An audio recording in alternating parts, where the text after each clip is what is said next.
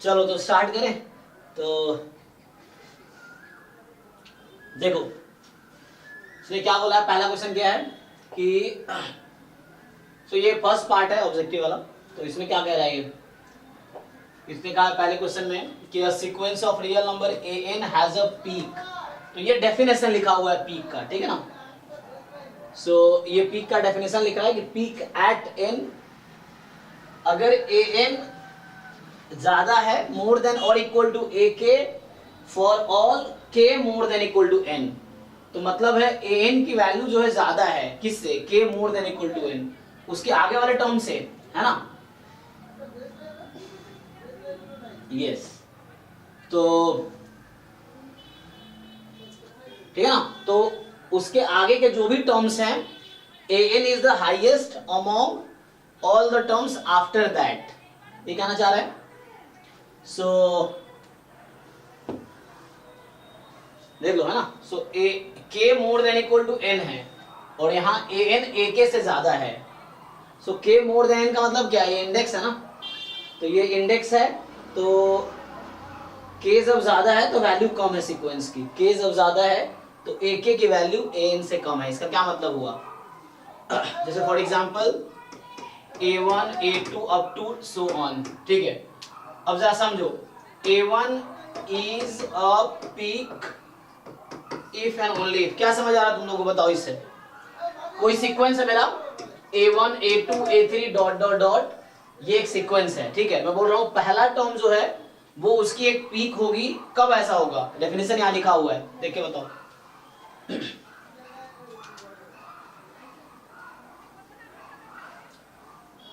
Question समझ आ रहा है।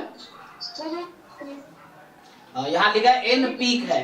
यस क्या होगा, डिक्रीजिंग सीक्वेंस लेंगे ना, क्योंकि an ग्रेटर देन k है और k ग्रेटर देन n है। हाँ तो यहाँ पे ये मतलब हो गया ना कि जो a1 है वो मोर देन इक्वल टू ए के होगा for all k more than equal to 1। सो यहाँ इन्होंने ए एन को, ठीक है, पीक एट एन बोला है ना, या मैं वैसे बोल रहा हूँ पीक एट 1। सो या पीक एट 1 लिख सकते हो तुम इसको, जैसे बुक्स का टर्म है। So peak at 1 if and only if a1 is more than equal to a k for all k more than equal to 1। मतलब आप सही कह रहे हो कि सीक्वेंस क्या होगा, डिक्रीजिंग हो ना हो जरूरी नहीं है, डिक्रीजिंग होना चाहिए। जरूरी ये है कि a2 a3 a4 जो सारे टर्म्स हैं वो a1 से कम होने चाहिए। डिक्रीजिंग इंक्रीजिंग उसका कोई चक्कर नहीं है, बट ये कि a1 की वैल्यू हाईएस्ट होगी अमॉन्ग ऑल टर्म्स। मतलब a1 के बाद के जितने टर्म्स हैं वो उससे छोटा होना चाहिए, तब बोलेंगे कि 1 पीक एट 1। मतलब जैसा इन्होंने लिखा पीक एट 1, तो इसको यही लिखेंगे, इसका लैंग्वेज छोड़ दें, पीक एट 1। सो 1 पे पीक होगा अगर a1 की वैल्यू हाईएस्ट है, उसके बाद के जितने टर्म्स है डिफाइन करके बता रहा है। अब इसके बेसिस पे तुम्हें आगे डिसाइड करना है। तो चलो मैं कुछ एग्जांपल्स देता हूं तुम्हें और बताओ। तो जैसे एक सीक्वेंस है 1/n, इसके टर्म्स क्या है 1 1/2 1/3।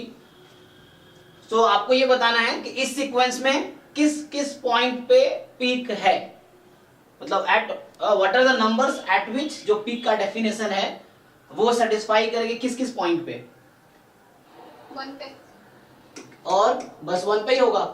इस तरह से टर्म्स हैं, तो किस किस पॉइंट पे। हाँ ये डिक्रीजिंग सीक्वेंस है। यस तो 1 पे पीक आएगी और 2 पे क्यों नहीं आएगी। चलो फिर से मैं लिखता हूं, देखो वहां डेफिनेशन था peak at n if and only if an is more than equal to ak for all k more than equal to n। यही डेफिनेशन है, an more than equal to ak for all k more than equal to n। मैंने कहा peak at 1 if and only if a1 is more than equal to ak for all k more than equal to 1। तो ये वाली situation satisfy कर रही है sequence, तो peak 1 पे है। अब मेरा क्वेश्चन ये है peak at 2 if and only if a2 is more than equal to ak for all k more than equal to 2। क्या इसको सेटिस्फाई नहीं कर रहा है, क्वेश्चन ये है। सो पीक 2 पे है कि नहीं है, क्वेश्चन ये, यस और no. Peak at 2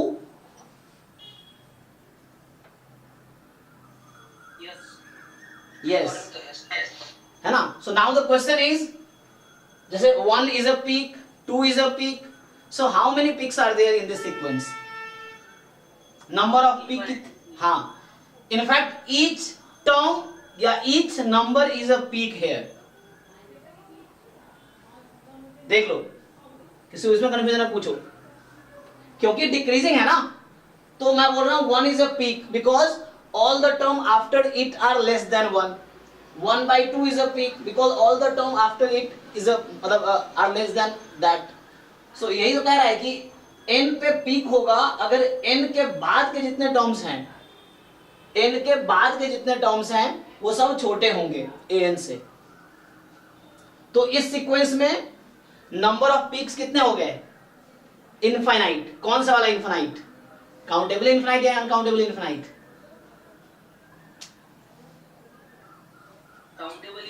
obviously countably ही होगा, क्योंकि हम लोग इंडेक्स की बात कर रहे हैं ना. तो इंडेक्स की बात कर रहे हैं तो इंडेक्स एक्चुअली नेचुरल नंबर है, तो काउंटेबली ऑब्वियस होगा, अनकाउंटेबल कभी हो भी नहीं सकता, ठीक है ना, क्योंकि इंडेक्स नेचुरल नंबर है. ओके, तो एक सीक्वेंस हमने ऐसा ढूंढा जिसके पास इनफाइनाइटली मेनी पीक्स हैं. अब तुम मुझे कोई ऐसा सीक्वेंस बताओ जिसमें फाइनाइट नंबर ऑफ पीक हो, जैसे एक ही पीक हो मान लो. Can you tell?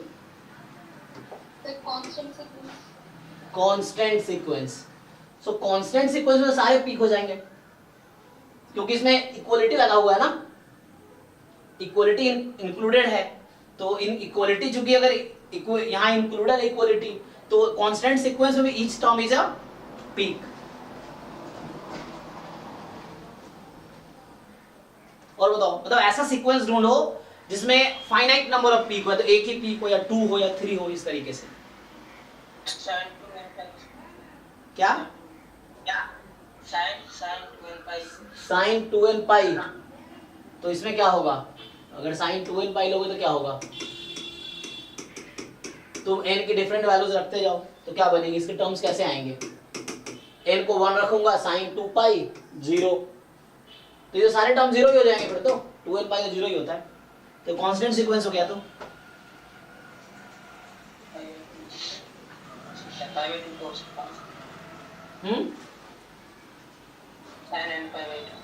Sign n pi by 2 से क्या होगा? चलो ठीक है, तुम जो कह रहे हो उसके हिसाब से ले लेता हूं मैं. तो साइन n पाई बाई 2 लिखे तो इसमें क्या आएगा? Sine n pi by 2. इसमें कितने टर्म्स हैं, मतलब क्या क्या टर्म्स हैं? तो इसमें टर्म्स, पहला टर्म n को 1 रखोगे, साइन 91, दूसरा 0, तीसरा -1, चौथा 0, फिर यही चलता रहेगा. बताओ, तो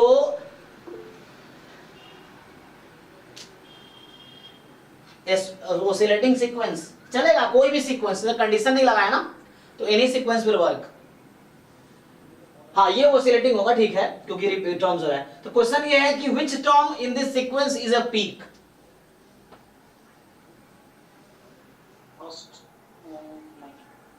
हाँ, कोई दिक्कत नहीं. फर्स्ट में क्या होना चाहिए? a1 more than equal to ak for all k more than equal to 1. ये ट्रू है कि फॉल्स है स्टेटमेंट? देखो, पहली टर्म हाईएस्ट है, उसके बाद के सारे टर्म से इक्वलिटी अलाउड है. यस और नो? तो 1 भी पीक है.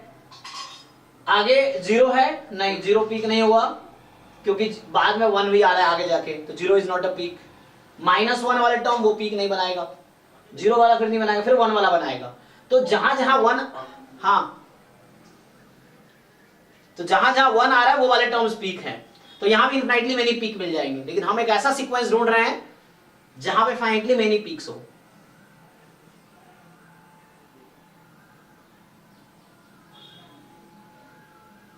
बोलो, इसकी बात करते हैं. इसमें टर्म्स क्या क्या हैं? पहला टर्म अगर 1 रखोगे तो चलो इसको n+1 कर देता हूं मैं. सो ये कर दिया मैंने, -1 के बाद n+1 अपॉन n. सो पहला टर्म n को 1 रखो तो पहली टर्म 1 है, दूसरी टर्म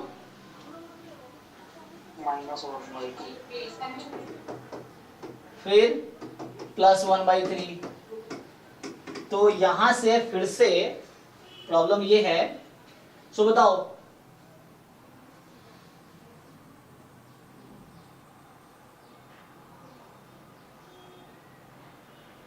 यहां कितने पीक है?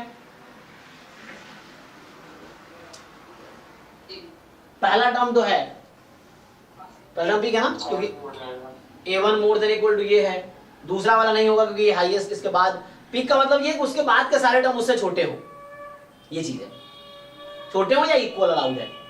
तो -1/2 है, तो इसके बाद के सारे टर्म्स इससे छोटे नहीं, क्योंकि पॉजिटिव आ गए थे, ये तो नहीं है। ये वाला पीक होगा 1/3 हो जाएगा। तो यहां पे इनफिनिटली मेनी आ गया। मैं ढूंढ रहा हूं एक ऐसा सीक्वेंस जहां पे पीक हो ना, नो पीक हो या finite number of many peaks हो, ऐसा कोई सीक्वेंस बताओ।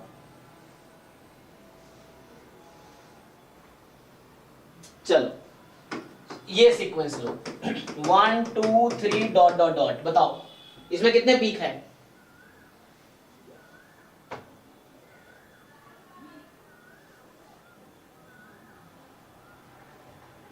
सोच के बताओ।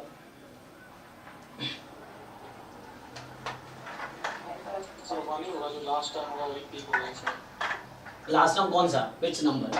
Peak is a natural number.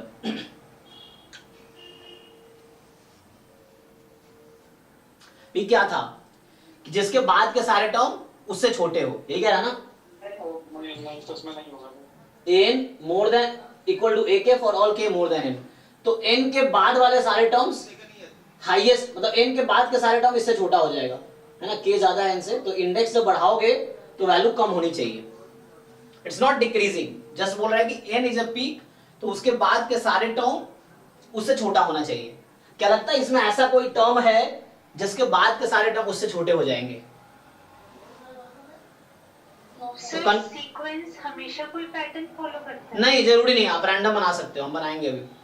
उसको जरूरी नहीं पैटर्न ही फॉलो करेगा, इट्स नॉट नेसेसरी। तो हम चूंकि पैटर्न वाला ले रहे हैं, बिना पैटर्न का भी चल जाएगा। जैसे पहला टर्म मैं ले लूं एक ऑड में नेचुरल नंबर, दूसरा मैं वो ले लूं मैं 1/n टाइप का, वैसा कर सकते हैं। यस, अभी देखते हैं, रुको। तो इसके पास क्वेश्चन ये, इसके पास कितने पीक है? कंक्लूजन क्या आया?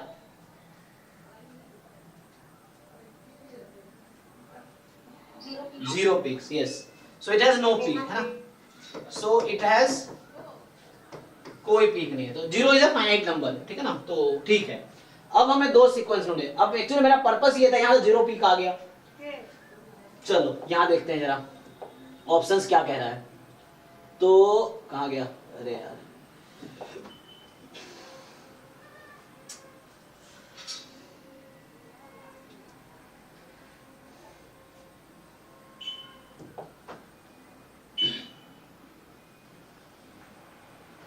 ठीक है। चलो देखो, तो पीक एट n, अगर an के बाद जो n के बाद सारे टर्म में छोटे होंगे इससे, तो पहला क्वेश्चन ये कह रहा है, पहला statement, first statement is no sequence of real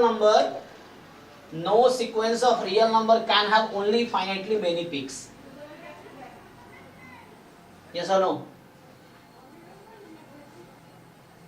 false. So zero भी तो फाइनाइट नंबर, लेकिन फाइनाइटली मेनी पीक्स का मतलब क्या कहना चाह रहा है ये? 1 पीक, 2 पीक, 3 पीक, ऐसे बात कर रहा है। अभी डिपेंड करता है तुम फाइनाइट, अगर सीक्वेंस ले लें 5 हाँ, 3 4 0 फिर -1/2 -1/3 ऐसे, चलिए ठीक है, चलेगा। तो इसमें फाइनाइटली मेनी पीक्स हो जाएंगे। कितने पीक्स हैं? एक 5 एक 4। ओके, 5 क्योंकि इसके बाद के सारे टर्म इससे छोटे हैं, तो यस। 4 के बाद के सारे टर्म इससे छोटे हैं, यस।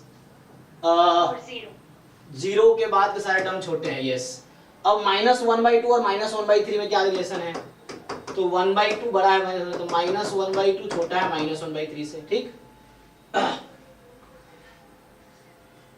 तो इसके बाद के टर्म बड़े हो गए ना इससे, तो हमें छोटा है। यस, तो तुमने कितने बना दिए? यस, सही है, हाँ, तुम जोड़े, this is fine. So this is a sequence which has 3 peaks, है ना, सीक्वेंस जरूरी नहीं पैटर्न फॉलो करेगा, इट्स नॉट नेसेसरी, सीक्वेंस में आप any terms you can consider, यहां हालांकि ये टर्म फॉलो कर रहा है। तो पहला कहा no sequence of real number can have only finitely many peaks, this is wrong. ये भी एग्जांपल है, या अगर आप जीरो को फाइनाइट नंबर मानते हो तो पीछे हमने एक एग्जांपल बनाया है ना n वाला, तो देयर इज नो पीक। दूसरा कह रहा है no sequence of real number can have infinitely many peak, true या फॉल्स? false. ये भी फॉल्स है। अभी हमने एग्जांपल बनाए थे ये वाला 1/n वाला, इस सीक्वेंस में हर नंबर पीक है, हर टर्म इसका पीक है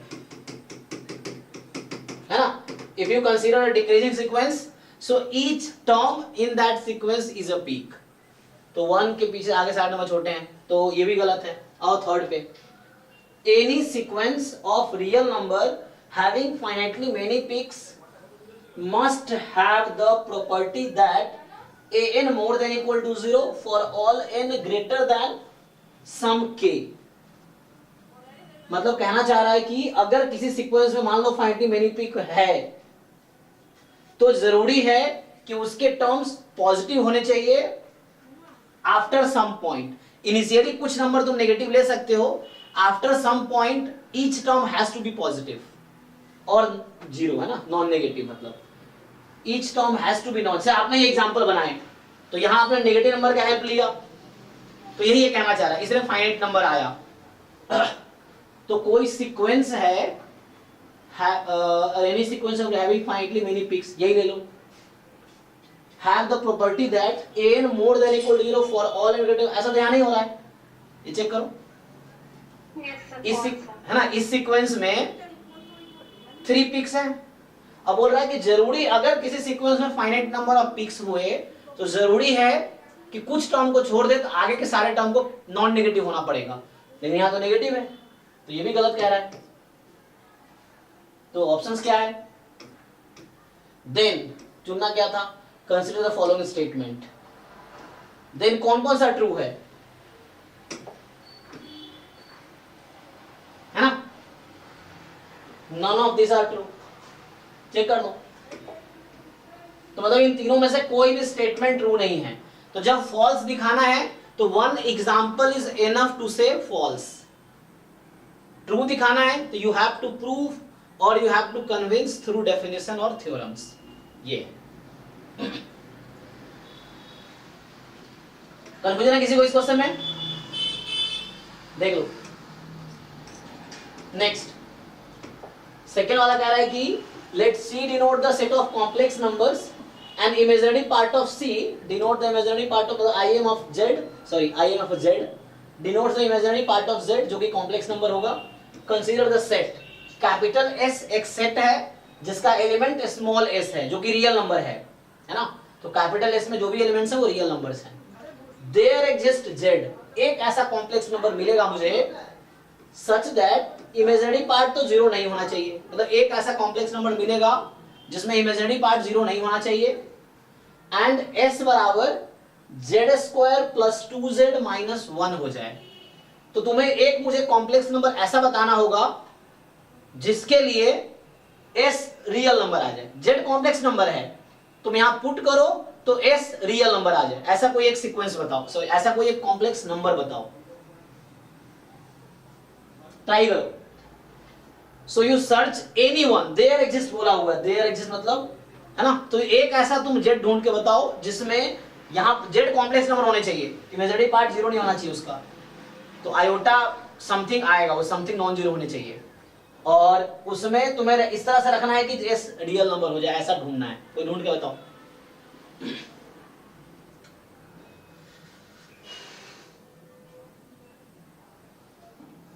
Iota square. क्या z? आयोटा स्क्वायर तो -1 होता है, z क्या लोगे? Question is what is that z?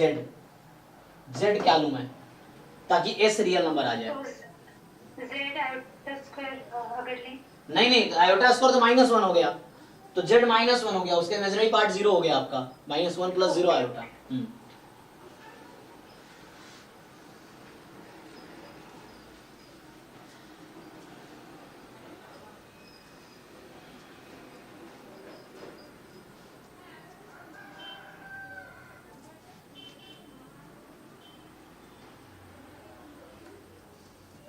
Sir iota plus 1 iota plus 1 put करके देखो, बाकी लोग चेक करो। सो एस को यहां में लिख सकता हूं z प्लस 1 का होल स्क्वायर लिख सकता हूं, -2 ऐसा कुछ। तुम पहले चेक करो आयोटा प्लस 1 प्लस आयोटा कह रहे हो ना आप, सो आप पुट करके वेरीफाई करो। जब मैं कोई आंसर बता रहे हो तो पुट करके चेक करो क्या ये रियल नंबर आएगा आपका। चेक 1 प्लस आयोटा रख के देखो क्या वो रियल नंबर आएगा। एस में आयोटा फ्री होगा एस, यस और नो। 4 आयोटा आ रहा है तो आयोटा, तो 1 plus iota is not suitable example. Hint के लिए ये लिख दिया मैंने, अब तुम यहां से डिसाइड कर सकते हो, हिंट है।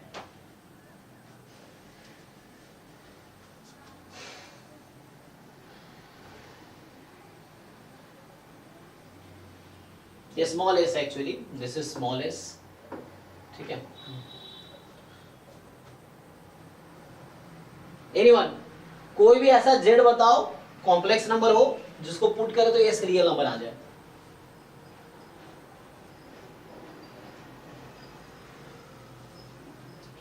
अच्छा इधर बता रहे हैं कि 1 माइनस आयोटा होल स्क्वायर, तो उसको खोलो 1 माइनस आयोटा होल स्क्वायर को, तो 1 माइनस 1 0 प्लस 2 आयोटा सजेस्ट कर रहे हो तो -2 आयोटा हो जाएगा। नहीं iota -1 yes it will work, ठीक है ना। अगर z प्लस 1 को मैं आयोटा रख दूं फॉर एग्जांपल, तो z प्लस 1 को आयोटा रखने का मतलब है कि z बड़ा माइनस, तो यहाँ पे एक एग्जांपल पूछा था मैंने, तो -1 प्लस आयोटा ले लो, इट विल वर्क। तो z मेरा -1 प्लस आयोटा है और आयोटा क्या है यहाँ पे, है ना। इनफैक्ट मैं ऐसा ले लूं z प्लस 1 को b आयोटा ले लो, तो a प्लस आयोटा भी होता है ना, तो a की जगह -1 लो, तो a प्लस b आयोटा ले लो। तो ये बोल रहा हूँ z is equal to -1 plus b iota, जहां b कोई भी रियल नंबर हो और b को हम जीरो नहीं ले सकते, क्योंकि इसने कहा ना इमेजिनरी पार्ट को आप जीरो नहीं ले सकते, तो b को मैं जीरो नहीं ले सकता, b को मैं कोई भी रियल नंबर अज्यूम कर सकता हूँ। तो यहां से क्या मतलब क्या सजेस्ट कर रहा हूं मैं कि z प्लस 1 को आयोटा b ले लो, तो इस z प्लस 1 को आयोटा b रख दो, तो कितना हो जाएगा ये iota square b square minus b minus 2, तो यहां से स्मॉल s की वैल्यू जो आ गई -b स्क्वायर माइनस 2 आ गई, जहां b कोई भी रियल नंबर है। अब मुझे बताओ ये किस सेट में बिलोंग करेगा, what is range of this point, s का रेंज क्या है, जहां b कोई भी रियल नंबर है नॉन जीरो, तो बताओ ये किस इंटरवल में बिलोंग करेगी।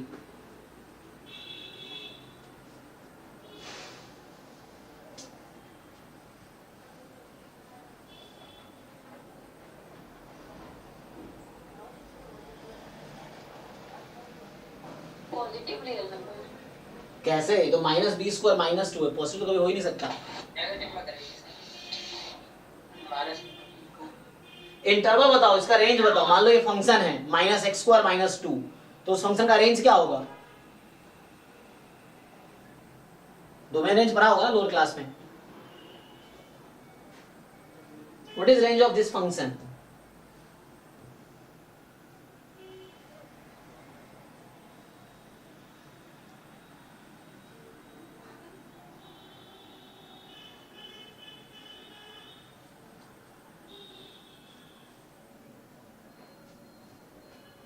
सर -infinity to -2 हाँ -100 से -2, चूंकि b की वैल्यू 0 अलाउड नहीं है तो इसकी वैल्यू -2 अलाउड नहीं होगी, तो ऊपर लगा दिया, दिस इज द इंटरवल, ठीक है। तो ये जो कैपिटल S है एट द एंड ये हो गया तुम्हारा, तो capital S is this set actually, ठीक है। अब पढ़ो options, S is not real number but S contain infinitely many point, सही कह रहा है। S रियल नंबर के इक्वल थोड़ी है, रियल नंबर कब होता है S, two sets are said to be equal if they have exactly same element, तो रियल नंबर तो बहुत सारे और भी पॉइंट है, तो दोनों सेट इक्वल तो नहीं है ना, सही बात है इक्वल नहीं है, क्योंकि इक्वल तब होता है जब S आ जाता -∞ से +∞। S is a non empty finite set, नहीं। S एग्जैक्टली रियल नंबर के इक्वल है, नहीं। S एम्प्टी सेट है, नहीं। हो गया।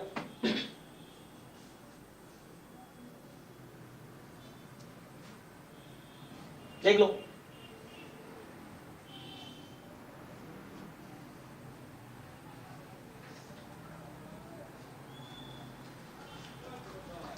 तो कंफ्यूजन है कुछ? अगर डोमेन रेंज निकालना नहीं आता है तो 11-12 का बुक पढ़ो, स्पेशली जिन लोगों को नहीं पता है कि -x² -2 फंक्शन का रेंज कैसे निकालते हैं, तो जाके क्लास 11th का चैप्टर नंबर 2 है रिलेशन एंड फंक्शन, तो उस फंक्शन में जाके पढ़ो कि how to find range of a function. नहीं तो JEE का फंक्शन चैप्टर एक बार कवर कर लो, IIT JEE मेंस एडवांस वाली कोई बुक उठाओ, उसमें फंक्शन चैप्टर एक बार ठीक से पढ़ लो, डोमेन रेंज है ना, क्योंकि फंक्शन का डोमेन रेंज तो पता ही होना चाहिए ना। प्रोबेबिलिटी फंक्शन है, PMF फंक्शन है, CDF फंक्शन है, MGF फंक्शन है ना, सब कुछ फंक्शन ही है, डिटरमिनेंट एक फंक्शन है, तो हर फंक्शन है तो फंक्शन के पास डोमेन और रेंज तो होगा ही, तो आपको पता होना चाहिए every function has domain and range, तो आपको पता होना चाहिए how to find domain range.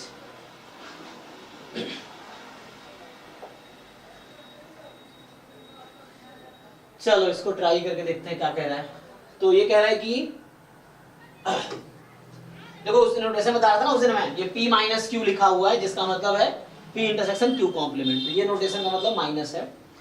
सो मान लो एक सेट S है, S complement denote complement of S, 2 set PQ है, P - Q का मतलब है P इंटरसेक्शन Q कॉम्प्लीमेंट, ठीक है ना, तो P - Q तो मैं ये वाला, सो ये P है ये Q है, so this set is actually P - Q, so this set is P - Q, okay. A, B1, B2, B3 be the 4 sets. Which of the following set is not true? Which of the following statement is not true? तो इन चार में से कौन कौन सा true नहीं है? Which of the following is not true? मतलब एक ही स्टेटमेंट होगा जो ट्रू नहीं होगा, तो ठीक है ना। एक तो ऑप्शन है वेन डायग्राम, दूसरा ऑप्शन एग्जाम्पल, तो ये सॉल्व करूं मैं, समझ रहा तुम्हें क्या कह रहा हूं मैं। तुम 4 सेट अपने मर्जी से बना लो, ठीक, फिर क्या करोगे, LHS निकालो RHS निकालो, अगर सेट सेम होगा तो दोनों सेट की वैल्यू सेम आएगी। एग्जांपल के लिए चलो, तो अगर मैं अभी एग्जांपल के बताऊं, मान लो A में 1 2 है, B1 में 2 3 है, एग्जांपल के लिए, B2 में तुम ऑप्शंस देख सकते हो। अच्छा कॉम्प्लीमेंट है तो यहाँ पे एक यूनिवर्सल सेट भी होगा कोई ना कोई, तो यूनिवर्सल सेट तुम ले लो, ठीक है ना। कॉम्प्लीमेंट किसके रेस्पेक्ट में लोगे तुम? प्रोबेबिलिटी में कॉम्प्लीमेंट किसके रेस्पेक्ट में लेते हो प्रोबेबिलिटी थ्योरी में? Universal set.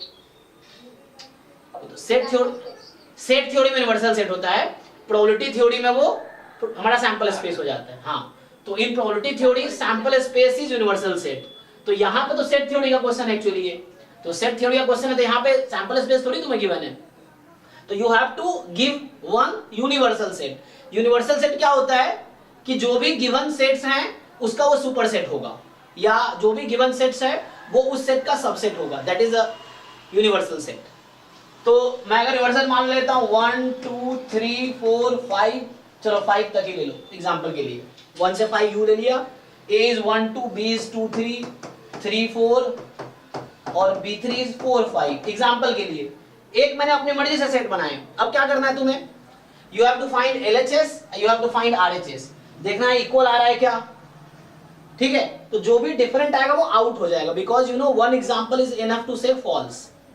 अगर ऐसा हुआ फॉर एग्जांपल, इस एग्जांपल के लिए 2 स्टेटमेंट आपके ट्रू आ गए, इसका ये मतलब ट्रू हो गया। एग्जांपल कभी ट्रू नहीं बता सकता, एग्जांपल फॉल्स की गारंटी देता है, ट्रू की गारंटी नहीं देता है। तो आपको क्या करना है, एग्जांपल बनाया आपने, LHS निकालो RHS निकालो, फाइंड करो, यू फाइंड बोथ। अगर इक्वल आया तो ट्रू हो सकता है, ये नहीं ट्रू होगा, ट्रू हो सकता है। अगर डिफरेंट आया तो पक्का आउट हो गया, वो ऑप्शन पक्का आउट हो गया, वो कभी ट्रू नहीं हो सकता फिर। तो उस तरह से कर दो चेक। अगर मान लो ऐसा हुआ 2 ऑप्शन सेम आ गए, तो you make a new example, आप कुछ नया एग्जांपल बना लो, यूनिवर्सल सेट 1 से 10 ले लो, इसमें कुछ ऐसे डिसजॉइंट सेट्स कंसीडर कर लो। समझ आ रहा है? अगर कुछ ज्यादा प्रॉब्लम हो तो ऐसा कर लो, A को 1 ले लो, B1 को 2 ले लो, B2 को जस्ट 3 ले लो और B4 को 4 ले लो, ये एग्जांपल है, इसके लिए काम कर लो। और चूंकि सेट्स इक्वल होगा, चाहे कुछ भी एग्जांपल लो, left side right side equal ही आएगा, ये चीज है। तो जस्ट समझ आ रहा ना, तो मुझे करने की जरूरत है नहीं, यू फाइंड दिस, चेक करो ट्रू या फॉल्स, फॉल्स है तो आउट करो, ऐसे करके एक ऑप्शन चेक करो और ट्राई करके आना। अगली बार जब क्लास होगी, आपका शेड्यूल क्या है, ट्यूसडे है ना, तो Tuesday Thursday Friday Saturday, I think Tuesday and Saturday आपका शेड्यूल है, ट्यूसडे सैटरडे या ट्यूसडे फ्राइडे, क्या होता है, Monday Tuesday Wednesday Thursday Friday, Friday Tuesday and Friday ना, ISIM स्टैट्स का शेड्यूल है ट्यूसडे एंड फ्राइडे। तो जब फ्राइडे वो क्लास होगी तो आप लोग ये जो क्वेश्चंस मैं करा रहा हूँ ये आपको करके आने हैं, बहुत लोगों ने अभी भी करके आए होंगे, तो सॉल्व करके आओ ताकि तुम्हें ये श्योरिटी हो कि तुम्हें समझ आया कि नहीं समझ आया। सिर्फ वीडियो देखने से, क्लास अटेंड करने से तुम्हारा एग्जाम क्लियर नहीं होगा। एग्जाम क्लियर होगा तुम्हें सेल्फ स्टडी करने से, चाहे तुम कोचिंग जाते हो नहीं जाते हो, वीडियो देखते हो नहीं देखते हो, ये उससे कोई फर्क नहीं पड़ता, है ना। मेन है तुम्हारा सेल्फ स्टडी। तुम बिना कोचिंग के पढ़ोगे तब भी सिलेक्शन होगा, कोचिंग के साथ पढ़ोगे तब भी सिलेक्शन होगा, कोचिंग लगा के नहीं पढ़ोगे तो नहीं होगा, नहीं पढ़ोगे। Simple, somehow you have to work, ये चीज है। सर इसका आंसर सी था कौन सा? इसका आंसर सी। अब मुझे आंसर नहीं पता, आंसर भी देखना पड़ेगा। I don't know answer. या तो फॉर्मूला लगा सकते हो, एक काम ये कर सकते हो तुम, मुझे तो फॉलोइंग इज नॉट ट्रू। अच्छा तो पूछा नॉट ट्रू, कौन सा ट्रू नहीं है, तो जो एग्जांपल से ट्रू नहीं, मतलब 3 स्टेटमेंट ट्रू आएगा, फिर तो एक ही होगा जो ट्रू नहीं है, क्योंकि एग्जांपल कुछ भी ले लो। अच्छा फॉर्मूले से लगाना, फॉर्मूले से भी कर सकते हैं हम लोग इसको। तो अगर फॉर्मूले से मैं करूं, मतलब देखो एक तो मैंने सजेस्ट किया एग्जांपल, दूसरा तरीका प्रूफ करना, प्रूफ भी कर सकते हैं। तो फोर्थ को अगर देखूं, A intersection B1 union A intersection B2 union A intersection B3, तो ये स्टेटमेंट ट्रू है, मुझे फॉल्स चुनना है, ध्यान रखना मुझे फॉल्स चुनना है। तो ये स्टेटमेंट ट्रू है, इसको बोलते हैं डिस्ट्रीब्यूटिव लॉ। जैसे A into B plus C plus D, तो क्या करोगे, A into B plus A into C plus A into D, वैसे ही ये चल रहा है। तो दिस इज डिस्ट्रीब्यूटिव लॉ, ठीक है ना। तो ये ट्रू स्टेटमेंट है, इसको देख लो, ये माइनस है, A माइनस दिस, तो हो जाएगा A इंटरसेक्शन B, इसका कॉम्प्लीमेंट, कॉम्प्लीमेंट लोगे तो इंडिविजुअली कॉम्प्लीमेंट आ जाए, कॉम्प्लेक्स वो क्या बोलते हैं, कॉम्प्लीमेंट आ जाएगी और इंटरसेक्शन हो जाएगी। तो C वाला फॉल्स है, यस, ठीक है ना। तो एक तरीका है तुम प्रूव करो, एक तरीका एग्जांपल से ऑप्शन डिस्कार्ड करो, जो भी तुम्हें ठीक लगता है वो करो, ये है प्रूफ का। ये है, इसको लिख सकते हैं A intersection B complement minus, तो वैसे भी तुम प्रूव कर सकते हो। तो चूंकि मैं इस ऑप्शन में प्रूफ करने के फेवर में नहीं रहता। अच्छा ये तो बहुत इजी सा है ना, इसका जस्ट डी मॉर्गन्स लॉ, इसमें डी मॉर्गन्स लॉ लगा दिया ना, दिस कॉम्प्लीमेंट इंटरसेक्शन दिस, तो ये भी ट्रू हो गया। और ये तुम देखो यहाँ पे क्या है, A intersection B1 complement B2 union B3 है, लेकिन ये जब हटाओगे तो इंटरसेक्शन आएगा, पूरा कॉम्प्लीमेंट आएगा, तो B2 complement intersection B3 complement आ जाएगी और यहाँ इंटरसेक्शन रहेगा। फिर इसको ठीक से एक साथ कर दो कॉम्प्लीमेंट वालों को, तो आई थिंक यहाँ पे A intersection B1 complement intersection B2 complement intersection B3 complement, तो इंटरसेक्शन वालों को एक साथ कर दो, तो A इंटरसेक्शन B1 फिर क्या आ जाएगा तुम्हारे पास, हाँ मतलब कॉम्प्लीमेंट अलग अलग है, तो B1 union B2 union B3 whole complement, ये भी ट्रू आ गया। तो वैसे प्रूव करना है बहुत इजी है इसका, समझ रहे हो ना, मतलब प्रूफ भी इजीली हो जाएगा इसको तुम। तो एक तरीका ये भी है कि इसको लेफ्ट साइड से स्टार्ट करो और राइट साइड डिराइव कर लो, सिंपल है, बहुत आसान क्वेश्चन है ये, ठीक है। Third statement is false, false ही चुनना था। किसी को पूछना है इसमें कुछ, डन, चलो। तो ये बहुत आसान है, तो प्रूफ भी कर सकते हो, जस्ट स्टार्ट करो, सिंप्लीफाई जस्ट इसको यूज करो, इससे हो जाएगा। Fourth, for a complex number z bar with a complex conjugate, तो हम लोग जानते हैं ना कि अगर z मान लो है a प्लस आयोटा b, तो z बार क्या होगा जी,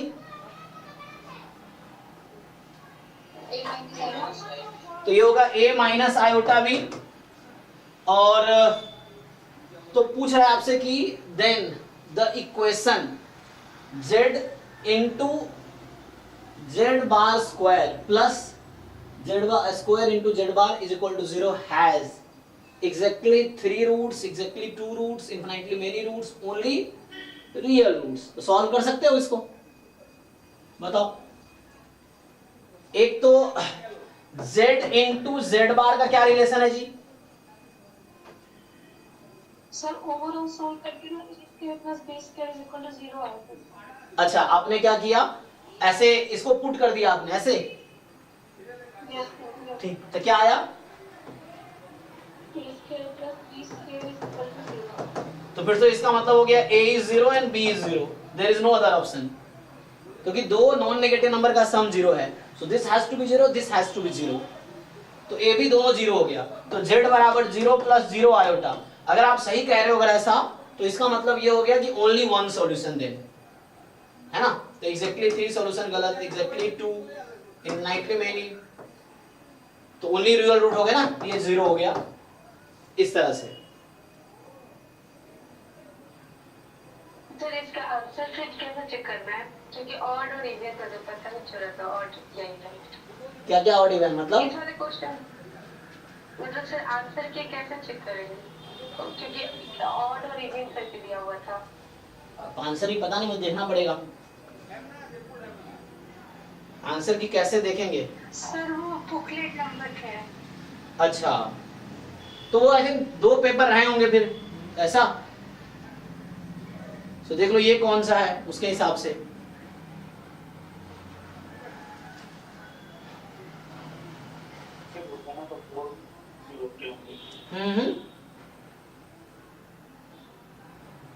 नहीं समझ आया, जोर से बोलो। उनके तो 4 आंसर कीज होती होंगी। हाँ तो वो देख लो, पता नहीं मुझे आंसर की का क्या है, मुझे तो क्वेश्चन, मुझे इसका आंसर भी नहीं पता, आंसर की मैंने देखा भी नहीं, मुझे पता भी नहीं है, क्वेश्चन में पहली बार ही देख रहा हूँ ये चीज है।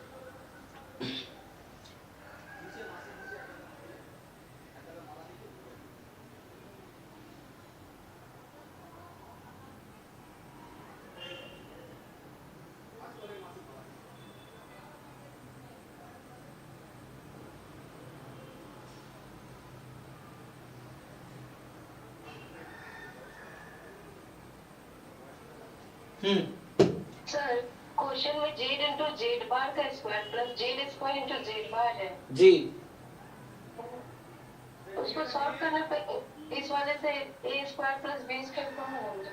उसके लिए सॉल्व करना पड़ेगा। तुम लोग ऐसे हवाबाजी करते हो, तुमने लिख के देखा है? मतलब बिना एफर्ट्स किए तुम्हें रिजल्ट चाहिए। क्या तुमने ट्राई किया लिख के? अभी उसने बताया कि हम, उसने z की जगह रखा a plus iota b, z बार की जगह रखा a माइनस है। क्या तुमने इसको पुट करके चेक किया है?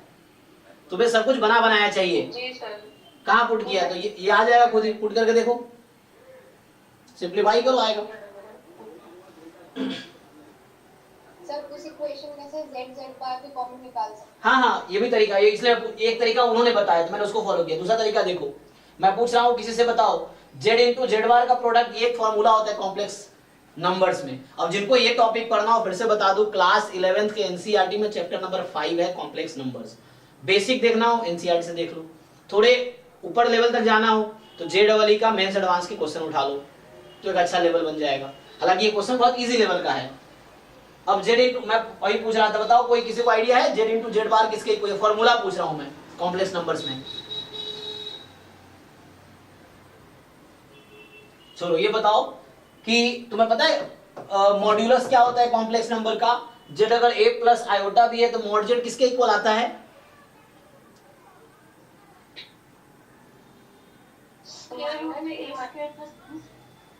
जी, root under a square plus b square.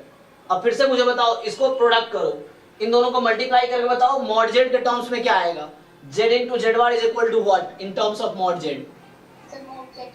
Mod z square, yes. So ये फॉर्मूला है, ठीक है। तो अगर इसको हम यूज करें तो उससे भी हो जाता, देखो। तो इसको मैं लिख सकता हूं z into z bar plus z into z bar is equal to 0।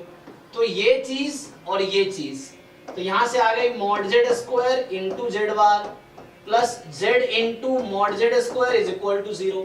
Mod z square common ले लो तो बचा z bar plus z is equal to 0। अब मॉड जेड स्क्वायर तुम्हें पहले से पता है, अगर यहां से मॉड जेड स्क्वायर लिखोगे, ठीक है। अब तो बहुत लोग ये समझ नहीं आया कैसे आया, मतलब ठीक है उन्होंने ट्राई किया, उन्होंने बताया। अब जिन लोगों को समझ कैसे आएगा, तुम लिख के देखोगे, ट्राई करो तभी तो दिखेगा कि कैसे आया। तो तुम एक्शन लो ना, तुम एफर्ट्स मारो, उसको ट्राई करके देखो तो खुद ही समझ आ जाएगा कैसे हुआ। अब सिर्फ देखने से पहले कैसे आया, लिख के देखना पड़ेगा तुम्हें। तो लिख के देखो, जैसे मैं लिख रहा हूं। अब देखो जेड, ये तो हो गया a square plus b square, और z प्लस जेड बार, इन दोनों को ऐड करो, कितना आएगा जी? कितना होगा? 2a। एक्टिव रहो, ठीक है ना। इसलिए मैं अभी पढ़ा रहा हूं। मैं देखो इस बैच में मेरा कोई इंटरेस्ट मनी का नहीं है, ठीक से पढ़ोगे पढ़ाऊंगा, नहीं तो नहीं पढ़ाऊंगा, है ना। तो ऐसा नहीं ये बैच है पैसों के लिए चला रहा हूँ, जो पैसों के लिए चला रहा हूँ वहाँ ठीक है मुझे पढ़ाना है, ये बैच है फ्री में चला रहा हूँ, ऐसे या तो फ्री वाला है या 500 रुपए दे के बाहर से बच्चे आए हैं, तो ये बहुत ज्यादा फीस नहीं ले रहा हूँ, इसलिए इंटरेस्ट लोगे तो पढ़ाऊंगा, नहीं तो नहीं पढ़ाऊंगा, तो क्योंकि जिस दिन गुस्सा आया उस दिन बंद हो जाएगा बैच, ये चीज है। तो इसलिए अगर सीखना चाहते हो तो इंटरेस्ट लो, और नहीं तो तुम्हारी मर्जी है। तो यहां से सीधा ठीक है, तो ए स्क्वायर प्लस बी स्क्वायर यहां से आ जाएगा मॉड जेड स्क्वायर, और जेड प्लस जेड बार जो हमारे पास है 2a है ना, सो 2a इज इक्वल टू 0। तो यहां से ये हो गया, अब यहां से क्या प्रोडक्ट हो रहा है, या तो a 0 होगा या a square plus b square 0 होगा। अच्छा अभी आपने ये नहीं बताया, देखो तो इन्होंने सिर्फ ये बताया है ना, ये भी तो हो सकता है, या तो a 0 है या a square plus b square 0 है। अब इसको भी एनालाइज करना पड़ेगा हमें, तो अभी हम इसको कैसे देखो, तो ऐसा नहीं बोल सकते, अभी मैं समझता हूं जिन्होंने ये बताया इसके हिसाब से डिसीजन लिया था। अभी हमने ये सॉल्व किया, तो या तो a 0 है या फिर ये 0 है। तो अगर मॉड्यूलस 0 हो गया तो z 0 है एक्चुअली, अदरवाइज a 0 है। अगर a 0 होगा तो क्या होगा, फिर आगे क्या बोल सकते हैं बताओ। तो अभी इसको मुझे विचार करना पड़ेगा, आंसर है फिर से देखो। सो अगर if this happens then z is 0 plus 0 iota, जो कि हमने यहां डिस्कस किया, दैट इज एग्जैक्टली 0। तो ये तो और है, अगर a 0 हुआ तो z किसके इक्वल आएगा, तो ये आयोटा b है ना।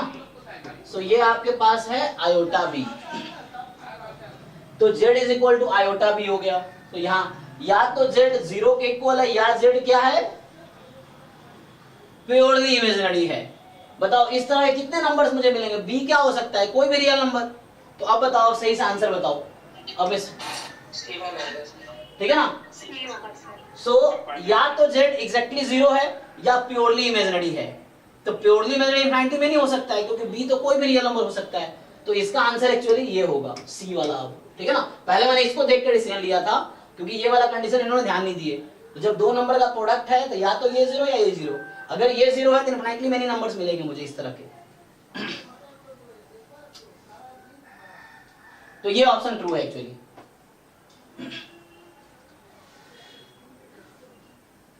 जो क्वेश्चन पूछे हैं पूछो। तो इस तरह से सॉल्व हुआ, ये है। So this was just one part, कोई बात नहीं ना, इस तरह सीखोगे। तो इसका ये आंसर हो गया। ठीक है आगे बढ़ते हैं। देखो तो कहाँ मुश्किल होगा, आईएएस पेपर इतना मुश्किल है। मैं पहली बार ही देख रहा हूँ, मैं कोई तैयारी नहीं किया, मैं क्लास के लिए रेयरली कभी तैयारी करके आता हूँ। हाँ तैयारी तब करता हूँ जब मुझसे नहीं होगा। मान लो आज जो क्वेश्चन नहीं होगा तो उसके लिए थोड़ा मैं ट्राई करके आऊंगा, अदरवाइज मैं क्लास में कभी तैयारी करके नहीं आता, इतना टाइम नहीं है ना। तो ये मैं पहली बार ये क्वेश्चन देख रहा हूँ। बच्चे बोलते बहुत डिफिकल्ट, इतना लगता है इतना डिफिकल्ट है। 3 क्वेश्चन किए हमने अभी, आसानी रहे तीनों लगभग। 5वां देखो, fx हमारे पास क्या है, x square plus 2ax 2a plus 1x plus a square plus 2।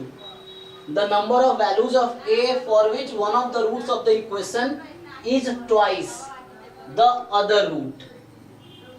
तो ये हमने 10th क्लास में क्वाड्रेटिक इक्वेशन चैप्टर होता है ना, क्लास 10th में एनसीईआरटी में। तो वहां पे क्वाड्रेटिक उस तरह कॉन्सेप्ट लग रहा है। 11th 12th में भी है थ्योरी ऑफ इक्वेशन, तो उसमें हो जाएगा। तो क्या बोल रहा है, क्वाड्रेटिक इक्वेशन है, इसके पास क्वाड्रेटिक है, 2 रूट्स होंगे। मान लो alpha and beta are roots, ठीक। सो अल्फा बीटा 2 रूट्स है इसके। इसने कहा है कि the one of the root of equation is twice the other root. मान लो ऐसा है, अल्फा इज 2 बीटा, ठीक। एक रूट दूसरे वाले का डबल है। तो पूछ क्या रहा है, the number of values of A. Okay, तो आप क्या जानते हो, हाँ उस फॉर्मूले को यूज कर सकते हैं। अल्फा प्लस बीटा कितना होगा यहाँ से,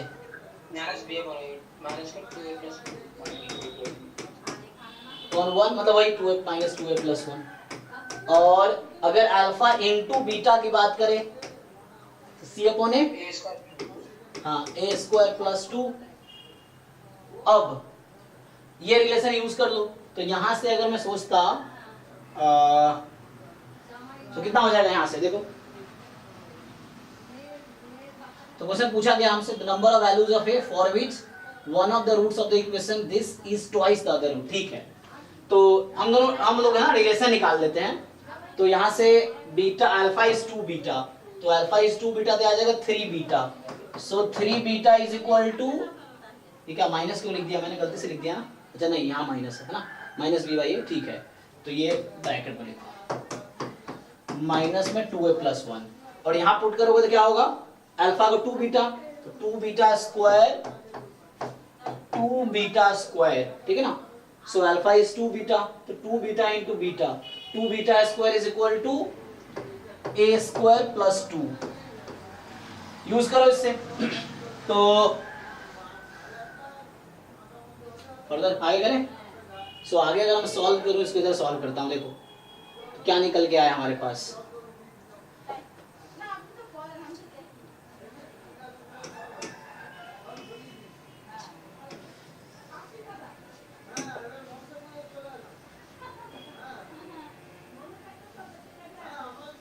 ओ इस पे आ गए, तो कोई नहीं रहने दो।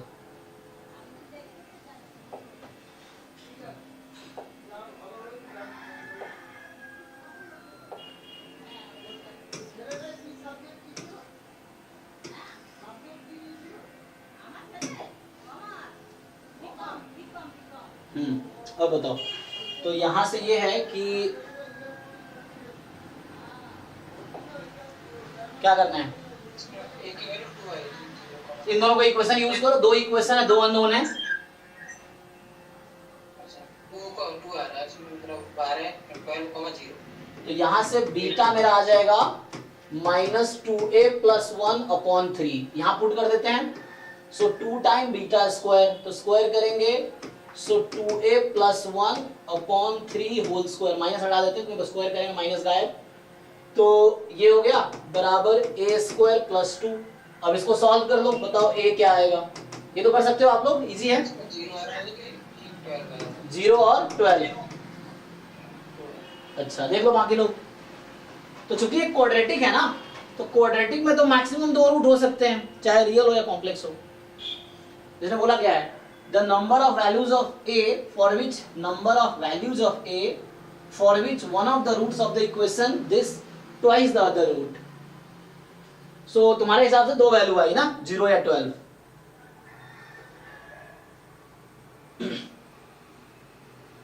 तो रख के देख लो 0 है या 12 है, दोनों सेटिस्फाई करेगा, इसको पुट करके देख लो। चलो तो हम लोग वेरीफाई कर लेते हैं, तुम जो कह रहे हो उसको हम वेरीफाई करते हैं।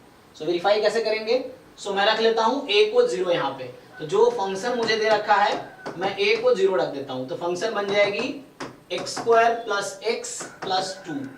अब इसके रूट्स के बारे में सोचते हैं, x आ जाएगा -1 plus minus root under b square minus 4ac, बोलो b स्क्वायर माइनस 4ac, तो root under 1 minus 8 minus 7 upon 2, तो यहां से आ गया -1 plus minus root under 7 iota upon 2, check कर लो। तो a का वैल्यू 4 आ रहा है, 4 आ रहा है, मतलब ये गलत बताया है, चेक करो इसको सॉल्व करके ठीक से। यस सर, मैंने भी दूसरे मेथड से किया था, 4 आ रहा है। Only 4, yes sir, only 4। Yes sir, check कर लो, अगर ओनली 4 दे गलत बताया, चेक करो कैलकुलेशन भाई तुम्हारे। और ये कह रहा था दूसरा आंसर दे दिया, अच्छा हाँ, एग्जैक्ट 4 आ रहा है। अच्छा ठीक है। तो 4 आने में एक ही वैल्यू, इसने पूछा है number of values of a, a की कितनी वैल्यूज हैं, तो जस्ट एक, अगर ऐसा है तो जस्ट एक होगा। तो वेरीफाई भी कर सकते हो 4 रख के, तो x स्क्वायर प्लस 9x और प्लस 18 हो जाएगा ना, 4 दूनी 16 प्लस 2 18, ये हो गया। तो इसको सिंप्लीफाई करके वेरीफाई करके देख लो क्या ऐसा सच में हो रहा है। तो x बराबर माइनस बी, 6 और 3 आ गए सर, हाँ 6 और 3, 6 और 3, अच्छा चेक कर लो बाकी लोग। तो b स्क्वायर माइनस 4ac, तो 81 माइनस 4ac, 18 4 जा 72 है ना, तो 81 माइनस 72 9, और अपॉन में चेक कर लो भाई 81 माइनस 72, ठीक है 36 डबल पूजा कितना होता है 72 ना, ठीक है ना। तो ये 9 ही बनेगा, वेरीफाई कर लेना एक बारी। 2 यस सर, सही है। सही बता रहा है। सो यहां से आ गया -9 प्लस -3 अपॉन 2। सर 9 होगा 3 माइनस ओ सॉरी 9, हाँ ठीक है ना। तो यहाँ से दो रूट्स हमारे पास आ गए। सो एक हो गया -9 -3 -12 तो -6 और -9 + 3 तो -6 तो -3।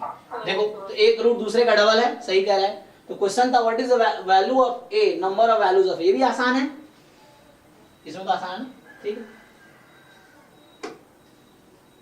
तो कुछ खास नहीं है, सब 10th क्लास में भी था इस तरह क्वेश्चंस।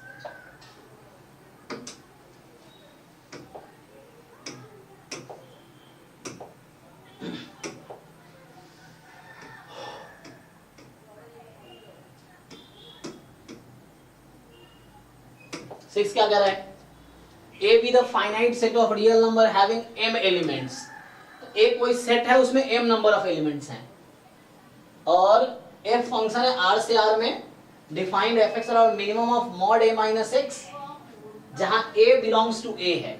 अब देखो तुम्हारे यहाँ क्या है, m कोई फाइनाइट है तो m को कुछ चूज कर लो। इसने कहा है मोर देन, मैं 2 मान लेता हूं अभी के लिए।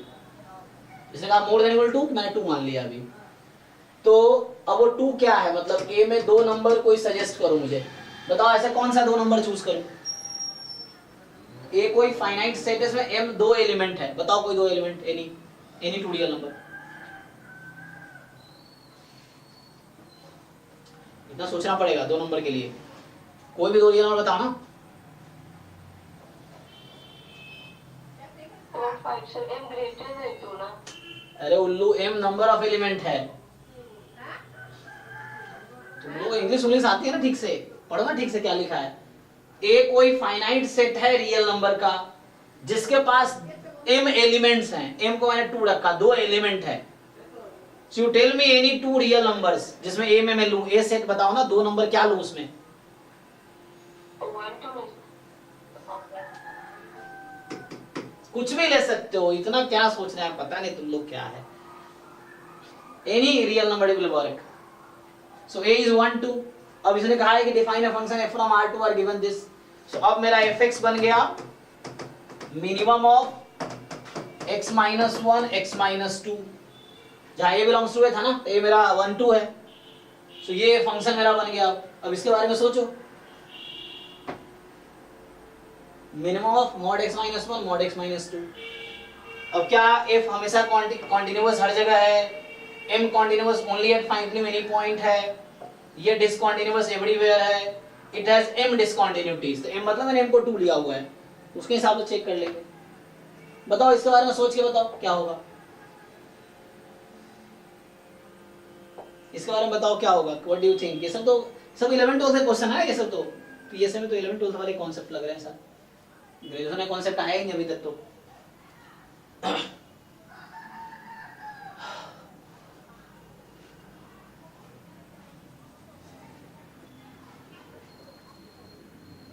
कर पाओगे या मैं सॉल्व करूं।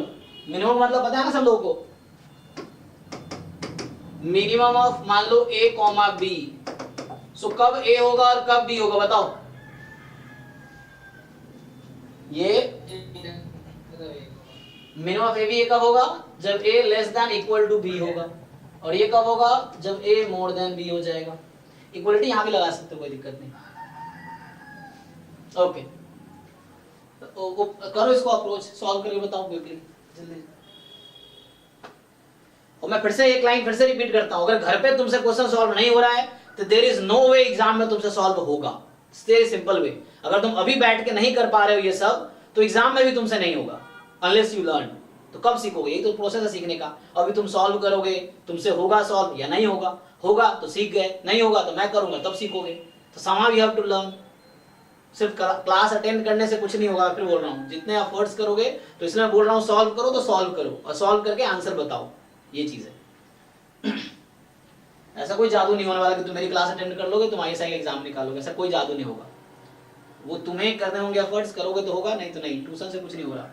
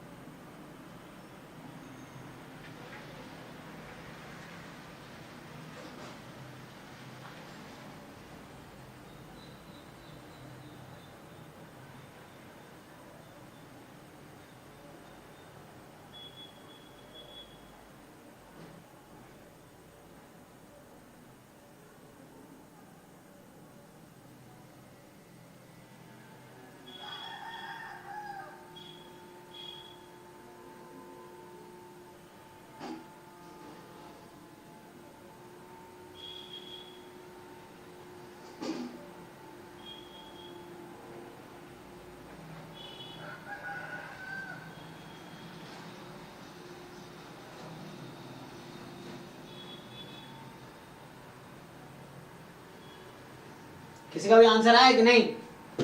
मैं ये पूछ रहा हूं कि ये फंक्शन किस पॉइंट पे डिसकंटीन्यूअस है, ये चेक करना है आपको। क्या ये फंक्शन कॉन्टिन्यूअस है हमेशा? ये क्वेश्चन है। Option A. अच्छा,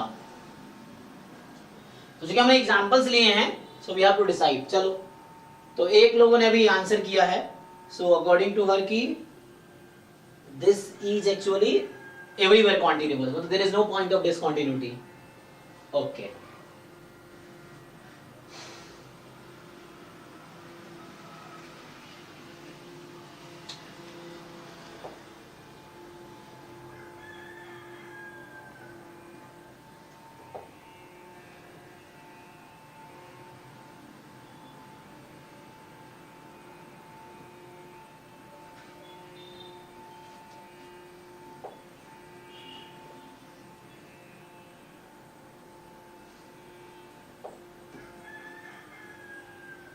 The finite set of continuous functions is also continuous.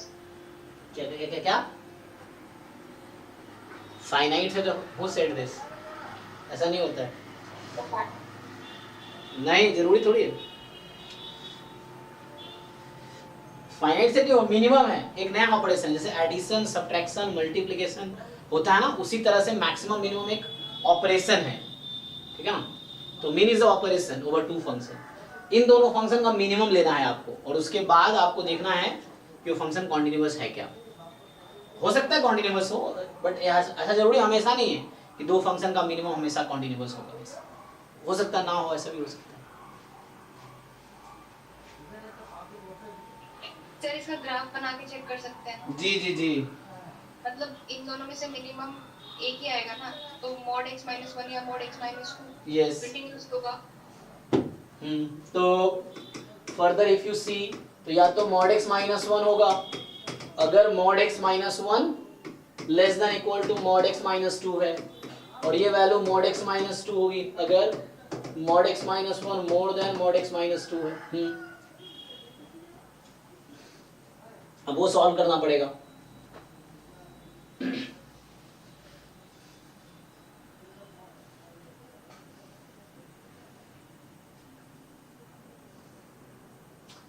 तो यहां एक नया क्वेश्चन आ गया, इस इनइक्वालिटी को सॉल्व करना। तो इसको सॉल्व कर लोगे तो यहां से आ जाएगा x का इंटरवल क्या है। यहां कोई इंटरवल मिलेगा, मान लो x belongs to a to b, जिसमें ये हो रहा होगा। तो यू हैव टू सर्च कि ऐसा कौन सा नंबर है। यहाँ तो क्रिटिकल पॉइंट क्या क्या है, यहाँ 1 2 ही है ना। तो क्रिटिकल पॉइंट अगर 1 2 है, तो अगर आपसे मैं पूछूं, चलो, so if you take any number more than 2, for example 3 रखा, तो 3 के लिए बताओ ये ट्रू आएगा फॉल्स आएगा। You put x is equal to 3, और चेक करो ट्रू है कि फॉल्स है।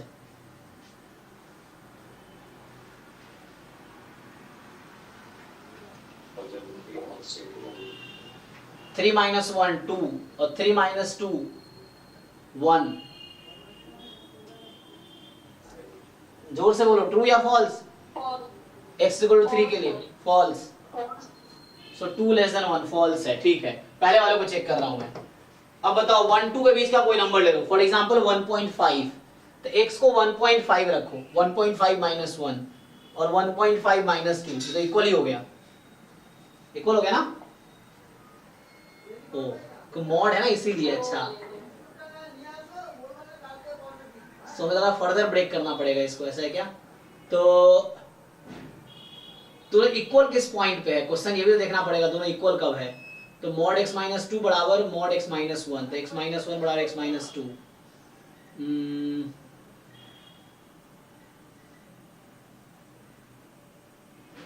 लेकिन अगर कोई नंबर तुम ले लो तो ट्रू हो गया, ठीक है चलो मान लो।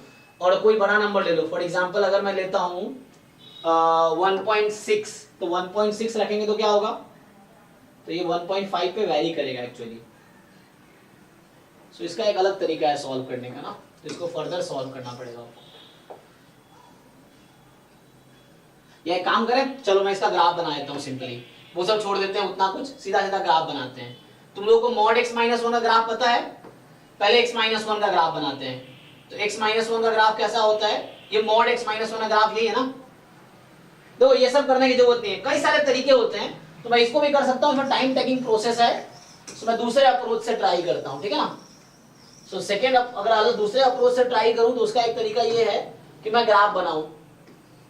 तो अगर मैं ग्राफ बनाऊंगा, सो पहले मैं ग्राफ बनाता हूं मॉड x माइनस 1 का, तो यहाँ 1 है, so mod x minus 1 is actually this, ठीक है। तो यहाँ y बराबर x माइनस 1 होगा और यहाँ y बराबर माइनस ऑफ x माइनस 1 होगा, ठीक है। मॉड x माइनस 2 का ग्राफ बनाओगे तो ये 2 है आपके पास, तो ये अगर 2 है आपके पास, सो यहां से कुछ ये होगा। अब क्या करना है आपको? मिनिमम लेना है दोनों का, you have to select the minimum one. So देखो इसको मैं अभी ब्लैक से कर देता हूं, ठीक है, ये है, ठीक है, देख लो। तो द क्वेश्चन इज, तुम्हें पता नहीं इक्वल क्यों आ रहा था उस समय? क्योंकि 1.5 रखे थे ना, 3/2, इसलिए इक्वल आ रहा था ना दोनों। 1.5 हमने रखा था, तो मीट कर रहा है वो उस पॉइंट पे।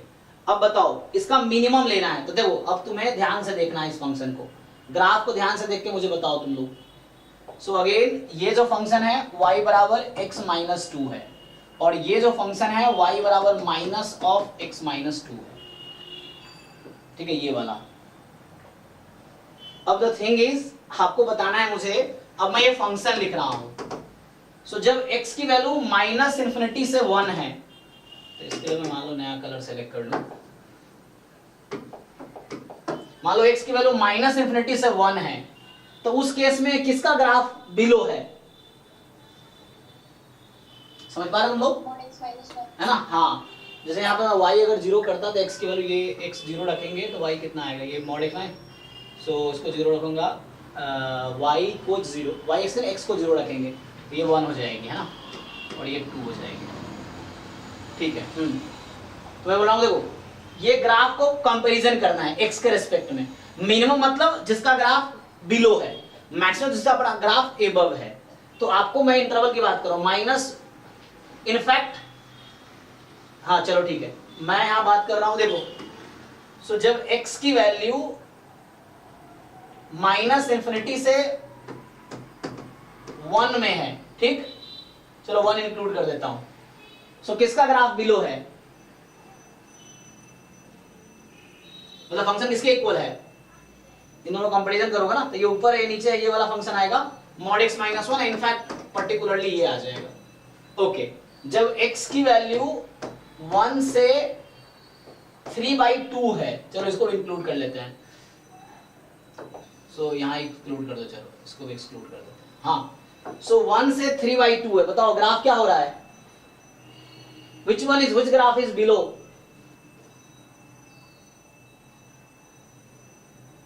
तुम्हें ब्लैक और रेड जो कलर है ना उसमें कम उस इंटरवल में देखना है ऊपर की तरफ। सो जिसका ग्राफ नीचे होगा दैट इज द मिनिमम, जिसका ग्राफ ऊपर होगा दैट इज द मैक्सिमम।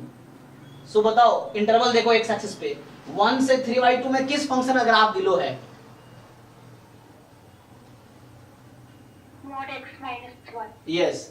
सो जो कि हालांकि चूंकि 1 से ज्यादा है तो यही mod x minus 1 बन गया x minus 1, है ना, यही x minus 1 बन गया। इनफैक्ट इसको मॉड में इसको भी लिख सकते थे क्योंकि यहाँ x लेस देन 1 इसलिए ऐसा लिखा मैंने। अब देखो जब x की वैल्यू 3/2 से, तो मान लो यहाँ इक्वलिटी लगा दो, यहाँ मैं हटा देता हूँ, तो x की वैल्यू जब 3/2 से लेके 2 तक है तो किस फंक्शन का ग्राफ बिलो है? x minus ऐसे कंपेयर करना है। देखो इस बीच में तो पहले -77 में देखा ग्राफ किसका नीचे है, रेड वाला नीचे था। इसमें देखा हमने, सो हमने 1 से 3/2 किसका ग्राफ नीचे है, रेड वाले का, इधर रेड वाले का ही था। अब 3/2 से 2 में किसका ग्राफ नीचे है, ब्लैक वाला नीचे है, तो ब्लैक वाला पोर्शन है। तो ये माइनस ऑफ y माइनस 2 मतलब मॉड y माइनस 2 कह सकते हो। और जब x की वैल्यू 2 से लेके इंफिनिटी तक है तो बताओ किसका ग्राफ बिलो है? बोलो। ठीक है, x यहाँ x होगा ना, हाँ। जब 2 से इंफिनिटी में तो which function is minimum? mod x minus 2। mod x minus x minus 2 हो जाएगा जस्ट। सर वो पॉजिटिव x minus 2 नहीं होगा? अच्छा यहाँ पे, हाँ एक मिनट, नहीं ये था ना बिलो, तो ये क्या है? जब आप इसको कंपेयर कर रहे हो -3 से 2, इसकी बात कर रहे हो -3/2 से 2 में, तो इसकी इक्वेशन क्या है? ये इधर वाला पॉजिटिव होगा ना, 2x माइनस 2 का पॉजिटिव होगा जब x 2 से ज्यादा है। चेक करो। हाँ, सो ये जो विंग है मॉड्यूलस फंक्शन में ना, 2 विंग है ना, इस तरह से है, तो ये वाला पॉजिटिव और ये वाला नेगेटिव, तो यहाँ ये पॉजिटिव ये नेगेटिव, सो ये वाला क्योंकि x 2 से कम है तो माइनस रहेगा। अब ये फंक्शन तुम्हारे पास आ गया। अब देख के बताओ, अगर मैं डायरेक्टली ग्राफ बना के समझाऊं तो मैं ग्राफ पे दिखा देता हूं तुम्हें कि ये फंक्शन एक्चुअली क्या है। तो एक तो ये था, ये बना रहा हूं मैं fx का ग्राफ, ये जो अभी न्यू कलर सेलेक्ट किया वो fx है। तो ये मिनिमम है, ये मिनिमम है, ये मिनिमम है, ये मिनिमम है। तो ये जो W शेप का ग्राफ बना है this is the graph of fx। तो इसमें 3 ग्राफ बना हुआ है। एक ग्राफ ब्लैक कलर से रेड से बनाया था मैंने, mod x minus 1, एक बनाया था ब्लैक से mod x minus 2, और तीसरा ग्राफ बनाया मैंने इसका, जो कि W आपको शेप दिख रहा है, ये कौन सा कलर बोलेंगे इसको, जो भी कलर है। तो ये जो W है, W शेप का जो ग्राफ बना है that is the graph of the function. अब बताओ ये कहां डिसकंटीन्यूअस है, ये कहां कंटीन्यूअस है? क्या कोई पॉइंट है जहां पे डिसकंटीन्यूअस लग रहा है आपको? No sir. So it is everywhere continuous, ठीक है ना? So this function is everywhere continuous। और यही बाकी केस में होगा। अगर मैं 3 पॉइंट लेता तो इसका ग्राफ ऐसा बनता। मैंने 2 चूज किए थे ना, 1 2, तो अगर मैं 1 2 3 मान लो m की वैल्यू में 3 चूज करता फॉर एग्जांपल, और a में मैं 3 पॉइंट लेता तो ग्राफ ऐसा बनता। 4 बनाऊंगा तो वैसे ही आ जाएगा, फिर 4 बार इस तरह से बनेगा। ये चीज है, तो ये fx का ग्राफ है। अगर मैं m को 3 लेता तो, m को 2 लिया तो इस तरह से बना। सो ये ग्राफिकली कर दिया, इसमें कोई कॉन्टिन्यूटी का हमने डेफिनेशन नहीं लगाया, ग्राफ से देख के बता दिया। सो इस तरह से कर सकते हो, आसान है ये अप्रोच, है ना? सो ये हो गया, ठीक है। तो ए ऑप्शन करेक्ट होगा यहाँ पे, कॉन्टिन्यूअस एवरीवेयर।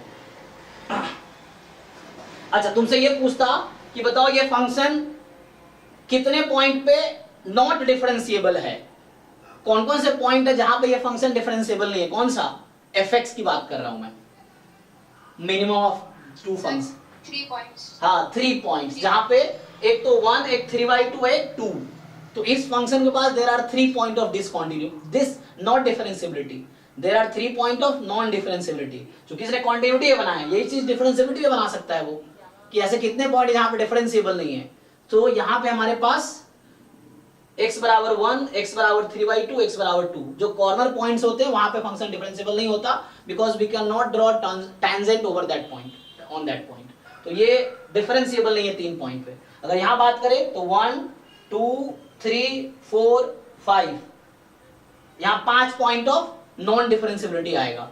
अगर मैं m को 3 लेता, a में 1 2 3 लेता, there will be 5 point of non differentiability. Continuous तो हमेशा है, 5 पॉइंट पे डिफरेंशिएबल नहीं होगा जो भी कॉर्नर पॉइंट्स हैं। तो है ना, डिफरेंशिएबिलिटी भी इससे चेक कर सकते हैं ग्राफ बना के। किसी को कंफ्यूजन है पूछो अभी भी इस क्वेश्चन में।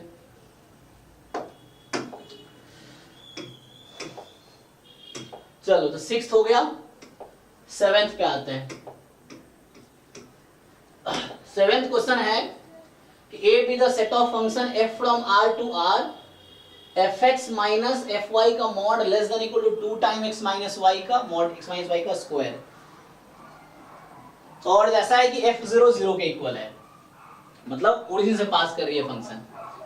तो for any f belongs to a, a क्या है? सेट ऑफ फंक्शंस जो इसको सेटिस्फाई कर रहा है। मतलब a एक सेट है, a में ऐसे फंक्शन f है r से r वाला इस तरीके से कि एक तो बता रखा है f0 0 है और fx माइनस fy इसका मॉड जो है less than equal to mod x minus y का स्क्वायर, यहाँ 2 टाइम है और xy रियल नंबर। ये तुम्हारा a सेट है, देख लो सेट a है, set of function such that f0 0 है और मॉड दिस माइनस दिस जहाँ xy रियल नंबर है।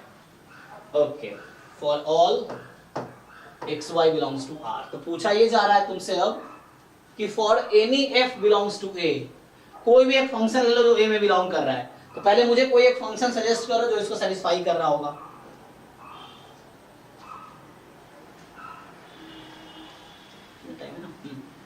तो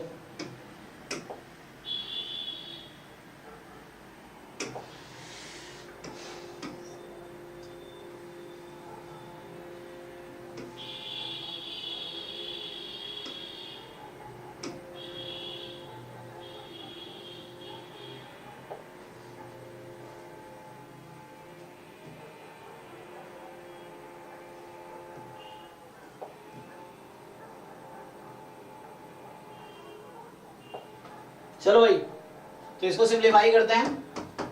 fx minus fy upon x minus y का mod less than equal to 2 time x minus y का this. अच्छा यहाँ भी मॉड है ना। बताओ जी इसको मैं क्या लिख सकता हूँ? ये जो लेफ्ट साइड, अगर मैं x टेंस टू y ले लूं, मान लो for x tends to y या limit y tends to x ले लो, limit y tends to x दोनों तरफ लगा दो, you apply both side limit x tends to y, तो क्या हो जाएगा ये? f dash of y जी, ये मॉड में f डैश x होगा लेस देन इक्वल टू, मैंने y टेंस टू x लगाया ना, ये मॉड में f डैश x, इधर क्या होगा?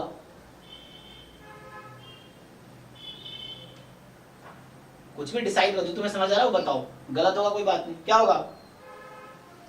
0। हाँ, क्योंकि x टेंस टू y है ना, तो x माइनस y 0 हो जाएगी।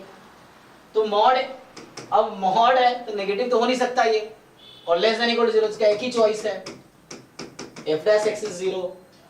और f डैश x अगर 0 है ना, जहां पे मैंने क्या लिया है, y एक्चुअली x के नेबरहुड में है, मतलब मैंने कहा ना y टेंस टू x, तो y belongs to x minus delta to x plus delta, है ना, for some delta more than 0, ये एप्सिलॉन भी ले सकते हो।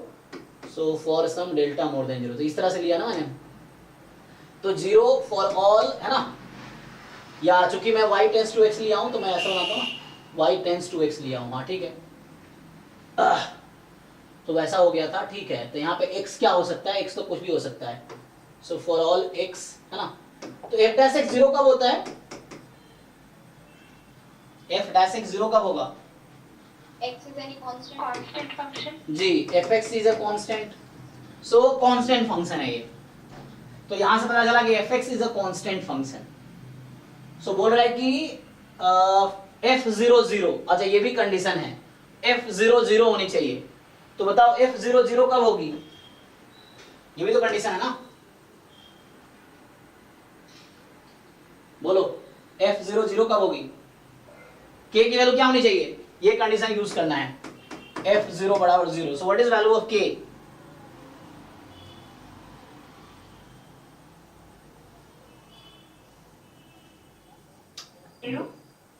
हाँ 0 इतना टाइम क्यों लगेगा, इसने कहा x को 0 रखो y 0 हो जाएगा, तो 0 बराबर k बराबर 0, तो मतलब फंक्शन मेरा आ गया इनफैक्ट fx बराबर 0 आ गया, this is the function, k 0 हो जाएगा यहाँ से। लोग कॉन्फिडेंट नहीं हो या बताना नहीं चाहते, तुम लोग सोच रहे हो सर सीख लेंगे है ना, बता देंगे तो इस तरह से है fx बराबर 0, तो यहाँ से fx 0 आ गई। अब पूछ रहा है आपसे क्या, तो मैंने कहा कोई भी f जो a में बिलोंग कर रही है, एक्चुअली a में जस्ट 0 फंक्शन है, ओके तो कह रहा है कि फॉर कोई भी f जो a में है gx बराबर हो जाएगा p of fx, so p of fx for every polynomial function p, okay the function gx जो होगा दैट इज g क्या था, g का इंट्रोडक्शन दिया है क्वेश्चन में, नहीं यही सीधा आ रहा है, अच्छा ओके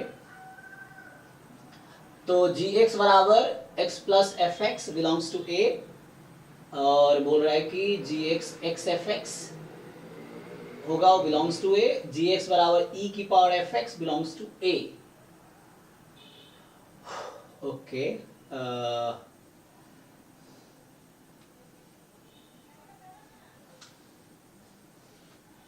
तो क्या होना चाहिए, gx हम क्या लेंगे, ये बोल रहा है बिलोंग्स टू, तो मतलब कौन सा टाइप का gx जो होगा a में बिलोंग करेगा, ये कहना चाह रहा है ना कि द फंक्शन gx जो कि p ऑफ fx है, तो fx तो 0 है, तो gx हो जाएगा p ऑफ 0, p ऑफ 0 मतलब कोई कांस्टेंट, तो constant function belongs to a for every polynomial p नहीं, और fx इज 0, तो gx बराबर x, x belongs to a, तो gx बराबर x सेटिस्फाई करेगा इसको, अगर मैं 0 लेस देन इक्वल टू 0, हाँ सेटिस्फाई तो कर जाएगा।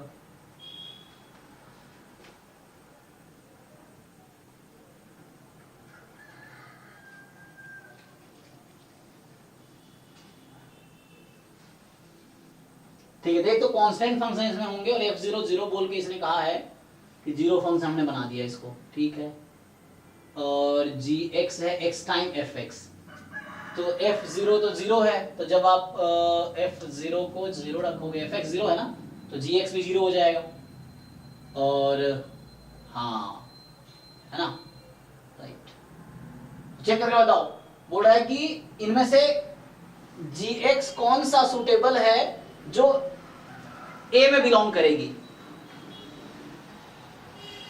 ऑप्शन सी, तो only C is the option, क्योंकि अगर g a में बिलोंग करेगा तो g0 को भी 0 होना पड़ेगा, तो g0 ऐसे तो b में भी हो रहा है और c में भी हो रहा है, लेकिन b में gx एक्चुअली पता है क्या हो जाएगा, gx c में डायरेक्टली 0 हो जाएगा, क्योंकि fx इज एग्जैक्टली 0, तो 0 रखेंगे तो gx x into 0 0 ही हो जाएगी, सो दिस इज ओके। यहाँ पे ये होगा, मैं fx को 0 रखूंगा तो gx हो जाएगी x, gx is x, that may not satisfy the condition, और बाकी था ना, तो बोल रहा है कौन सा बिलोंग करेगा a में, तो पहली कंडीशन a में जो भी बिलोंग करेगी, f अगर a में था तो f0 is 0 होना चाहिए था, तो g0 0 होना चाहिए, तो यहाँ जरूरी नहीं है g0 0 होगा, यहाँ जरूरी नहीं है g0 0 होगा, मतलब x को 0 रखने पे 0 आएगी, gx जरूरी नहीं है।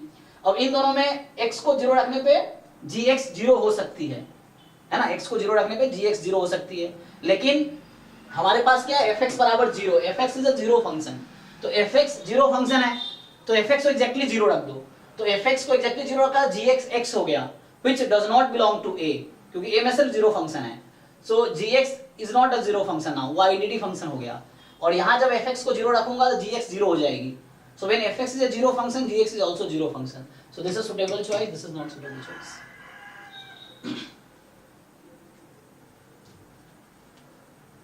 डाउट है बताओ, तो आपके मैथमेटिक्स स्ट्रांग होना चाहिए पहला पार्ट क्वालिफाई करने के लिए, है ना, पार्ट ए क्वालिफाई करने के लिए।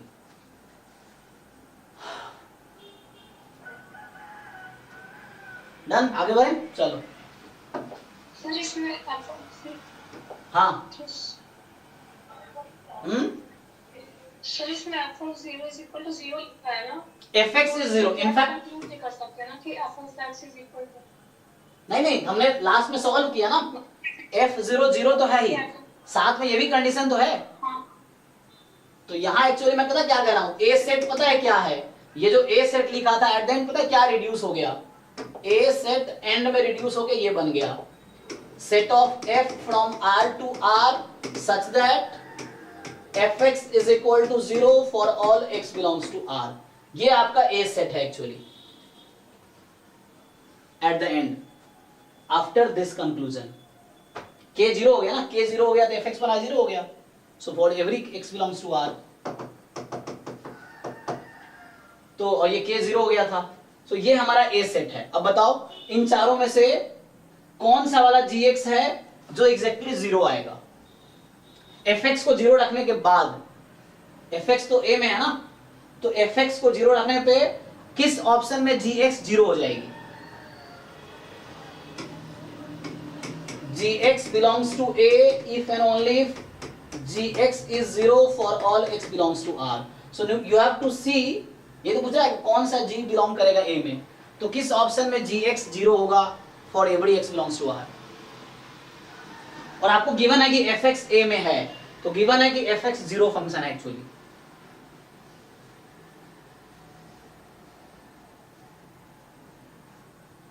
समझ आया कि नहीं.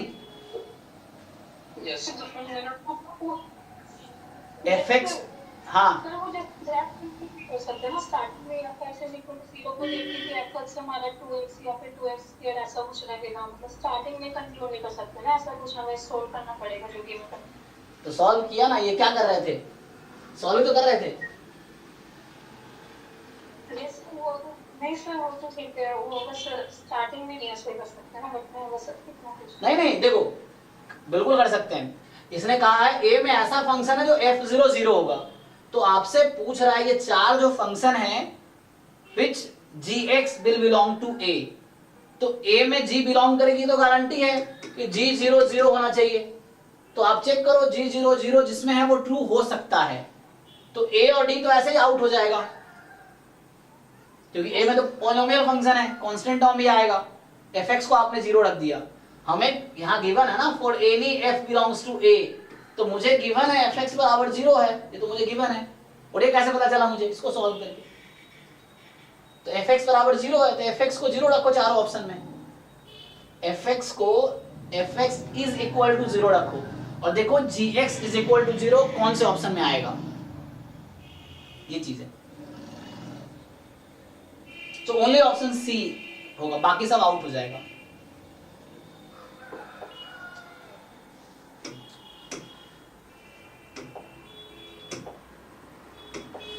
नेक्स्ट देखिए 8वां क्वेश्चन है कि the number of values of a for which the three lines are concurrent. तो मुझे कोई कंकरेंट का डेफिनेशन बताओ.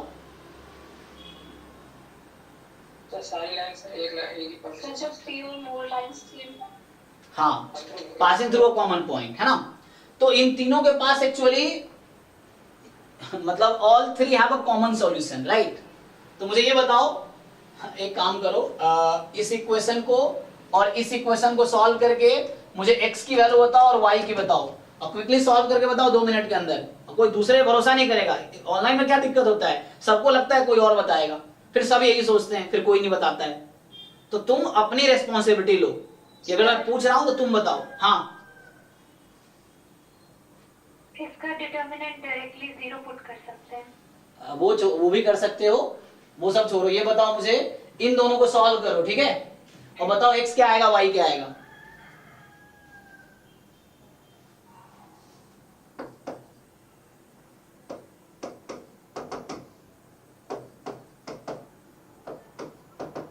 इन दोनों को सॉल्व करो और बताओ मुझे what is x and what is y.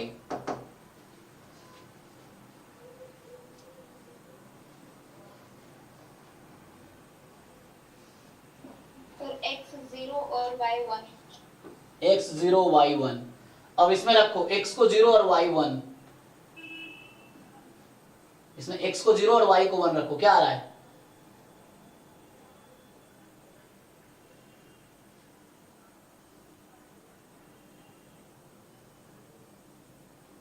रखो ना, मुझे बताओ क्या मिल रहा है. x को 0 equal to 0. 0 is equal to 0, which is true or false. True. True. तो इसका ये कंक्लूजन हुआ कि ये जो पॉइंट है ना, तीनों लाइन सेटिस्फाई कर रही है, और इसका ये मतलब है यही एक कॉमन पॉइंट है जहां से तीनों लाइन पास कर रही है। तो अब क्वेश्चन ये है कि दिस इज द पॉइंट 0 1। तो क्वेश्चन ये है, तो ए का यहां कोई रोल नहीं है, means for any value of A this 3 lines will be concurrent. A का रोल क्यों नहीं है? क्योंकि x 0 हो गया, तो x 0 हो गया तो ए का कोई रोल नहीं है। ए तुम कुछ भी ले लो, लाइन कंकरेंट ही रहेगा। तो now come to the question. इसने पूछा है कि ए की कितनी वैल्यू है जिसके लिए कंकरेंट रहेगी। बताओ इनको समझ आया?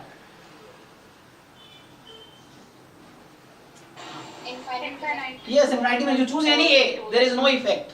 You take any a, there will no be any effect. ठीक है? तो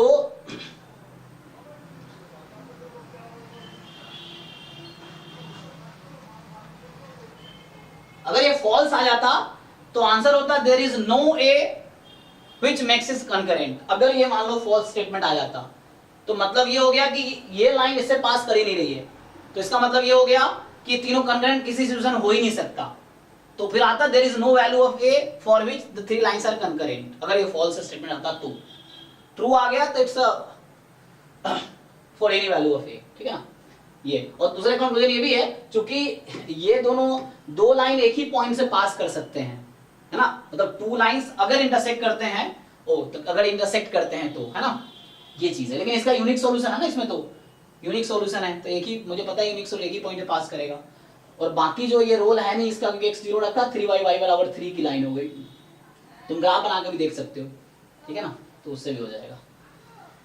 चेक करना आंसर किया से।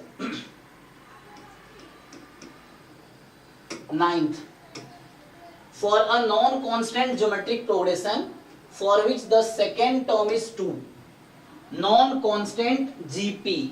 तो GP का जनरल टर्म्स क्या होते हैं? What is the geometric progression के टर्म्स किस फॉर्म के होते हैं? स्टैंडर्ड फॉर्म क्या है GP के? पहला टर्म क्या लिखोगे? मान लो A है, तो दूसरा टर्म क्या होगा GP में? AR square AR cube dot dot dot dot dot. चलो, तो इसने कहा एक नॉन कांस्टेंट GP है जिसका सेकेंड टर्म 2 है, तो मतलब AR की वैल्यू 2 है, and the common ratio is an integer. और कुछ और नहीं बता रहा, बस ये बोल रहा है कि कॉमन रेशियो एक इंटीजर है, ये बता रहा है आपको। 10th 20th and the 30th term are in AP।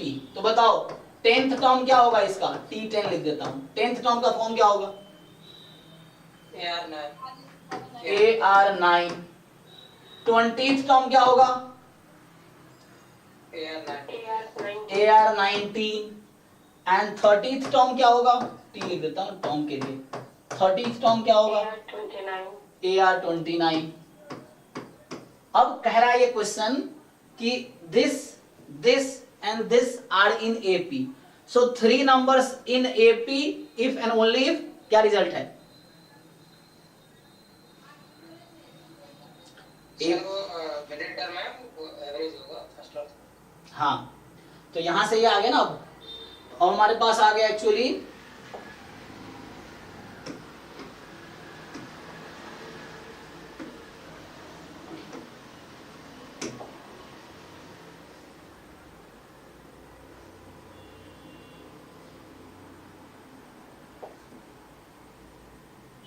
देखो, तो इसने कहा है कि तीनों AP में है, so 2 time middle term is equal to first plus third term. Okay, AR 2 है, इसने बता रखा है, सो AR को 2 रख दो, सो 2 टाइम यहां हो जाएगा, AR को 2 रख दो तो R की पावर कितनी बचेगी? 18। यहां भी AR को 2 रख दो तो R की पावर 8, यहां भी AR को 2 रख दो तो R की पावर 28। अब ये इक्वेशन आई, क्या इक्वेशन आई? यहां से इक्वेशन आई 4, इसको ठीक से देखो, 4R की power 18 is equal to 2R की पावर 8 प्लस 2R की पावर 28। तो यहां से अगर कॉमन निकालोगे तो एक तो आएगा 2R की पावर 8 बराबर 0 और R की पावर 8 से डिवाइड कर दे रहा हूं 2R के ना, सो 2R की power 10 is equal to 1 plus 2R की पावर 8 कॉमन ले कैंसिल कर दो, ठीक है ना? तो बचेगा R की पावर 20 चेक करो, इसमें किसी को कंफ्यूजन है? कॉमन लिया मैंने 2r की पावर एक साइड बुला के कॉमन ले लो, फिर सॉल्व कर दो। तो यहां से या तो r 0 है या फिर इसको ठीक से लिखो, सो r की पावर 20 माइनस 2r 10 प्लस 1 बराबर 0।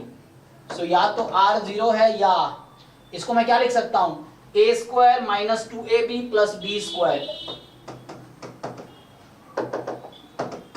ऐसा लिख सकता हूं, देख लो, a square minus 2ab plus b square. Done. तो यहां से आया या तो r 0 है या फिर r की पावर 10 1 है, क्योंकि स्क्वायर 0 हो गया, और या तो r 0 है या r प्लस माइनस 1 है। सो ये आ गई। पूछा क्या है आपसे, then the fourth term is, तो चौथा टर्म क्या होगा? तो पहले तो डिसाइड करना पड़ेगा कि r 0 हो सकता है क्या? क्वेश्चन ये है, क्या r 0 हो सकता है? अगर r को 0 रखेंगे तो ये सीक्वेंस क्या बन जाएगी, 0 0 0 0 0। उसने कहा है नॉन कांस्टेंट है, तो r is equal to 0 is not allowed, because r को 0 रखने पे कांस्टेंट सीक्वेंस हो जाएगी। उसने कहा नॉन कांस्टेंट होने चाहिए।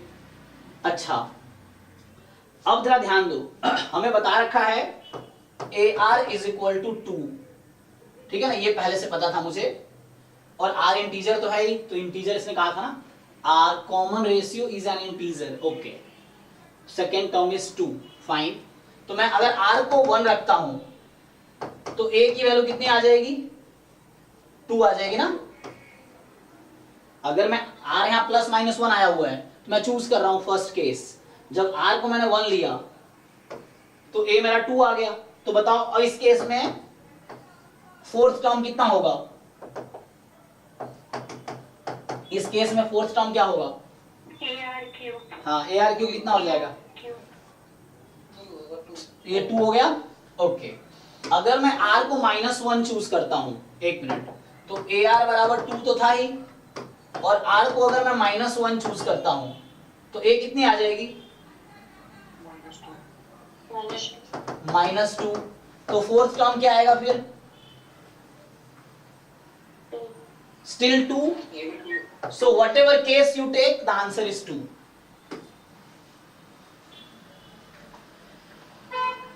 देख लो, मुश्किल है ना, तो ये आसान है। तो इसके लिए अभी तक जो मुझे समझ आया है कि आपको 11-12 का सिलेबस रिवाइज करना पड़ेगा। जिनको 11-12 एनसीईआरटी ठीक से आता है, एनसीईआरटी बेसिक्स है, 0 लेवल है, थोड़े अच्छे लेवल पे जाना, जेडबल मेन से वहां से क्वेश्चन करने होंगे, तब जाके ये सब आपको आसान लगेगा, क्योंकि ये सब क्वेश्चन 11-12 का है। और चूंकि ये सब क्वेश्चन फ्रीक्वेंटली मैं 5 साल से जैम पढ़ा रहा हूँ, इसके बावजूद ये इतना फ्रीक्वेंटली क्यों कर पा रहा हूँ, क्योंकि उससे पहले मैं 7-8 साल 11-12 ही पढ़ाया हूँ, तो इसलिए ये सब मुझे थोड़ा ठीक ठाक आइडिया है पहले से। ठीक है,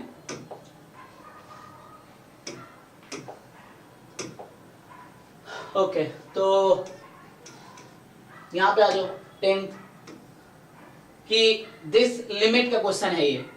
तो सबसे पहले ये रैशनल मतलब रेशियो है, और ये रूट है, और माइनस का साइन बीच में है, तो कॉन्जुगेट से मल्टीप्लाई करो, इजीली सॉल्व हो जाएगा, तो ऐसे ही आंसर आ जाएगा। तो इसका सॉल्व करने का सबसे आसान तरीका है, तुम इसके कॉन्जुगेट से मल्टीप्लाई करो, देखो इजीली आंसर आ जाएगा। देखो, तो इस तरह क्वेश्चन का अप्रोच ये होता है कि सर इसमें 0/0 फॉर्म भी आ रही है, सर एंड में भी 0/0 कोई दिक्कत नहीं, फिर भी सॉल्व हो जाएगा। तो एल ऑर्बिटल लगा दो, हो जाएगा, हो जाएगा ना। ये है, यस सर। अभी पुट करोगे 0/0 आ रही होगी, आती है ना।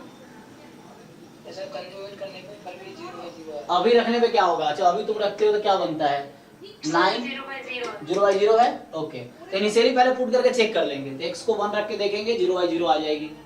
अब इसमें आप क्या करो, कॉन्जुगेट ले लो, तो भी कोई दिक्कत नहीं, फिर उसको हम वो कर देंगे ना, एल ऑर्बिटल लगा लेंगे फिर। तो यहाँ से root under x plus 8 minus root under 8x plus 1, और डिनोमिनेटर है कॉन्जुगेट से मल्टीप्लाई करेंगे, 5 minus x plus 7x minus 3 upon इसके कॉन्जुगेट से मल्टीप्लाई करेंगे, तो a square minus b square, so 5 minus x 7x minus 3। Check कर लो, A square minus B square, ठीक है ना। तो हमने इसके कॉन्जुगेट, डिनोमिनेटर के कॉन्जुगेट से मल्टीप्लाई किया। तो थोड़ा सिंप्लीफाई कर लेते हैं। 5 माइनस एक्स माइनस 7x, तो 5 प्लस 3 8, और कितना आएगा माइनस 8x। चेक करना भाई। सो 8 माइनस 8x, 8 minus 8x. हाँ, तो 8 इंटू 1 माइनस एक्स, तो भी 0.0। अब एक बार चेक करो, यहां मैं x को अगर 1 रखता हूं तो क्या बनेगी ये, सिर्फ इसमें रखो, x को 1 रखो, 2 आएगा 2, 4 आएगा सर, करेक्ट। ये 2 और ये 2, 4 आ गया ना। तो आपको पता है ना, limit of fx into gx बराबर limit of fx into limit of gx। तो मैं इस टर्म को आसान बनाने के लिए मैं यहाँ लिमिट पुट कर रहा हूँ, और पुट कर इसलिए रहा हूँ क्योंकि ये फाइनाइट लिमिट है इसकी, तो मैं पुट कर सकता हूँ। तो इसको अलग लिमिट लगाया और इसका लिमिट अलग रखेंगे, तो ये 4 आ गया, तो 4 को बाहर रख लो। तो अब क्वेश्चन है लिमिट x टेंड्स टू 1, ये वाला क्वेश्चन है। अब x plus 8 minus root under 8x plus 1 upon 8 into 1 minus x. अब ये क्वेश्चन है आपके पास। अब क्या करना चाहते हो, कई सारे ऑप्शंस हमारे पास है। एल ऑर्बिटल लगा लो तो भी डायरेक्टली आंसर आ जाएगा, लगा लो। सो इसमें 1 अपॉन 2 रूट एक्स, और इसका डेरिवेटिव 1 हो जाएगा, minus 1 upon 2 root x into 8 आ जाएगा, ठीक है ना। पहले रूट का डेरिवेटिव फिर इनसाइड का डेरिवेटिव, और अपॉन में डिनोमिनेटर में क्या होगा -8, तो इसका डेरिवेटिव -1। अब x को 1 रख दो, बताओ क्या आंसर आया। तो x को 1 रखो, तो ये 1 अपॉन हो जाएगा 6 माइनस 8 अपॉन, यहाँ 1 रखो, 9 3 6, और पूरे के अपॉन में है, ये है ना। अरे भाई सिंप्लीफाई करो इसको,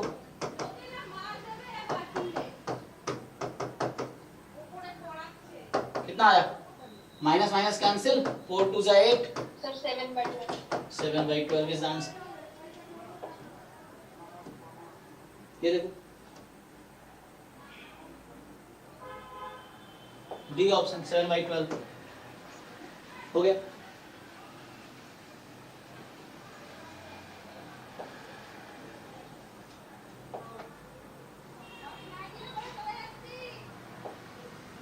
कितना टाइम हुआ है, ऐसे मुझे आज जाना भी है, तो अभी मैं 10 क्वेश्चन है, अगली क्लास है नहीं, मुझे अभी कहीं जाना है। तो एक काम करते हैं, तो मैंने 10 क्वेश्चन सॉल्व किए हैं, अब आपका काम है अगले 10 क्वेश्चन सॉल्व करके आओ। तो नेक्स्ट टाइम मैं डाउट सिर्फ लूंगा, ठीक है ना। अभी मैंने पहले 10 क्वेश्चन आपके लिए सॉल्व कर दिया, आपको आइडिया मिल गया कैसे कर रहे हैं, और आसान क्वेश्चन ये सब है। सो आप 11वां करो, रैंक निकालना है, कितना आसान है ना। तो थोड़ा रैंक पे काम करना है। फिर क्या है, एक मैट्रिक्स दे दिया, एक आइगन वैल्यू है 1, तो डिटरमिनेंट क्या होगा, आसान है ना। आइगन वैल्यू क्या होता है पता ही होगा, determinant product of eigen value है, तो उसने एक दे रखा है, तो ट्रेस और डिटरमिनेंट यूज करो, हो जाएगा। फिर ये आपके पास दे रखा है balls number this probability test, इसमें कोई नंबर फिक्स कर लेना, ए के चक्कर में ना पड़ के तुम ए कोई फिक्स भी कर सकते हो, है ना। ए लेस देन 500 का, ए को 1 रख दो एग्जांपल के लिए, फिर देखो क्या होता है। अच्छा ये इसने पूछा ही है, ओ यहाँ ए की वैल्यू ही पूछा है, तो पुट नहीं कर सकते ना, फिर देखना पड़ेगा कौन सेटिस्फाई कर रहा है। ये इसमें भी कर सकते हैं, ये बनना है, हाँ ये बना के उससे कर सकते हैं, ये दे रखा है। हाँ ट्राई करना, इसको ट्राई करके आओ। ये सब भी आसान क्वेश्चन है, इंडक्टिव ये दे रखा है, रिलेशन आपको इंडक्शन है, इसमें यूज करना हो जाएगा। ये सब आसान क्वेश्चन है, हालांकि मेनली सब्जेक्टिव वाले में दिक्कत होगी, वहाँ ग्रेजुएशन लेवल, ये तो 11-12 लेवल का पेपर है, पीएसए पीएसबी ग्रेजुएशन लेवल का है, तो वहाँ थोड़े डिफिकल्ट क्वेश्चन मिलेंगे। ये पीएसए है ना 2024, मतलब 24 के लिए सैंपल पेपर है ये, तो आपको ये 23 का पीवाईक्यू है। तो ये सब सॉल्व कीजिए, इसको ट्राई करके आओ। कितने क्वेश्चन है टोटल, 20 से आगे 30 है ना, सो 30 क्वेश्चन है। सो आप इसको ट्राई करके आओ। अगले क्लास में जब, आज क्या है, आज तो ट्यूसडे है, तो Thursday Friday, Tuesday Thursday Friday, हाँ अभी 2 क्लास 2 बैच की होगी, फिर उसके बाद आपका टर्न आएगा फ्राइडे को। फिर तो फ्राइडे को इसका हम डाउट डिस्कस करेंगे, तो आप ट्राई करके आओ, फिर बताना इसमें ये क्वेश्चन डाउट है, सिर्फ मैं डाउट बताऊंगा फ्राइडे को, ठीक है ना। तो जो ट्राई करना वही ज्वाइन करना, ठीक है, क्योंकि डाउट ही बताऊंगा, और नहीं ट्राई करो क्या ही फायदा है क्लास ज्वाइन करने का, फिर है ना। तो आराम से ट्राई करो, और जो डाउट रहेगा वो नेक्स्ट क्लास में फ्राइडे डिस्कस करते हैं। तब तक इसको कंप्लीट करो, और यही नहीं बाकी पेपर भी कर लो तुम, 23 के, 22 के, 21 के, 20 के, 18, 19 जो भी अवेलेबल है, बैठ के कंप्लीट करो, है ना, इतना टाइम हमारे पास। तो अभी आज मैं ये स्टॉप करता हूँ, बाकी आपको करके आना है, और फिर फ्राइडे आगे कंटिन्यू करते हैं, ठीक है। पहले पीएसए कराऊंगा, फिर पीएसबी करेंगे, या आप सारे पीएसए एक साथ कर सकते हैं, फिर पीएसबी कर सकते हैं, जैसे कहोगे वैसे कर लेंगे, क्योंकि मैं भी समाउ सीख ही रहा हूँ, इसलिए मैंने बैच चलाए हैं, ठीक है ना। तो चलो, थैंक यू, अभी के लिए मिलते हैं फ्राइडे।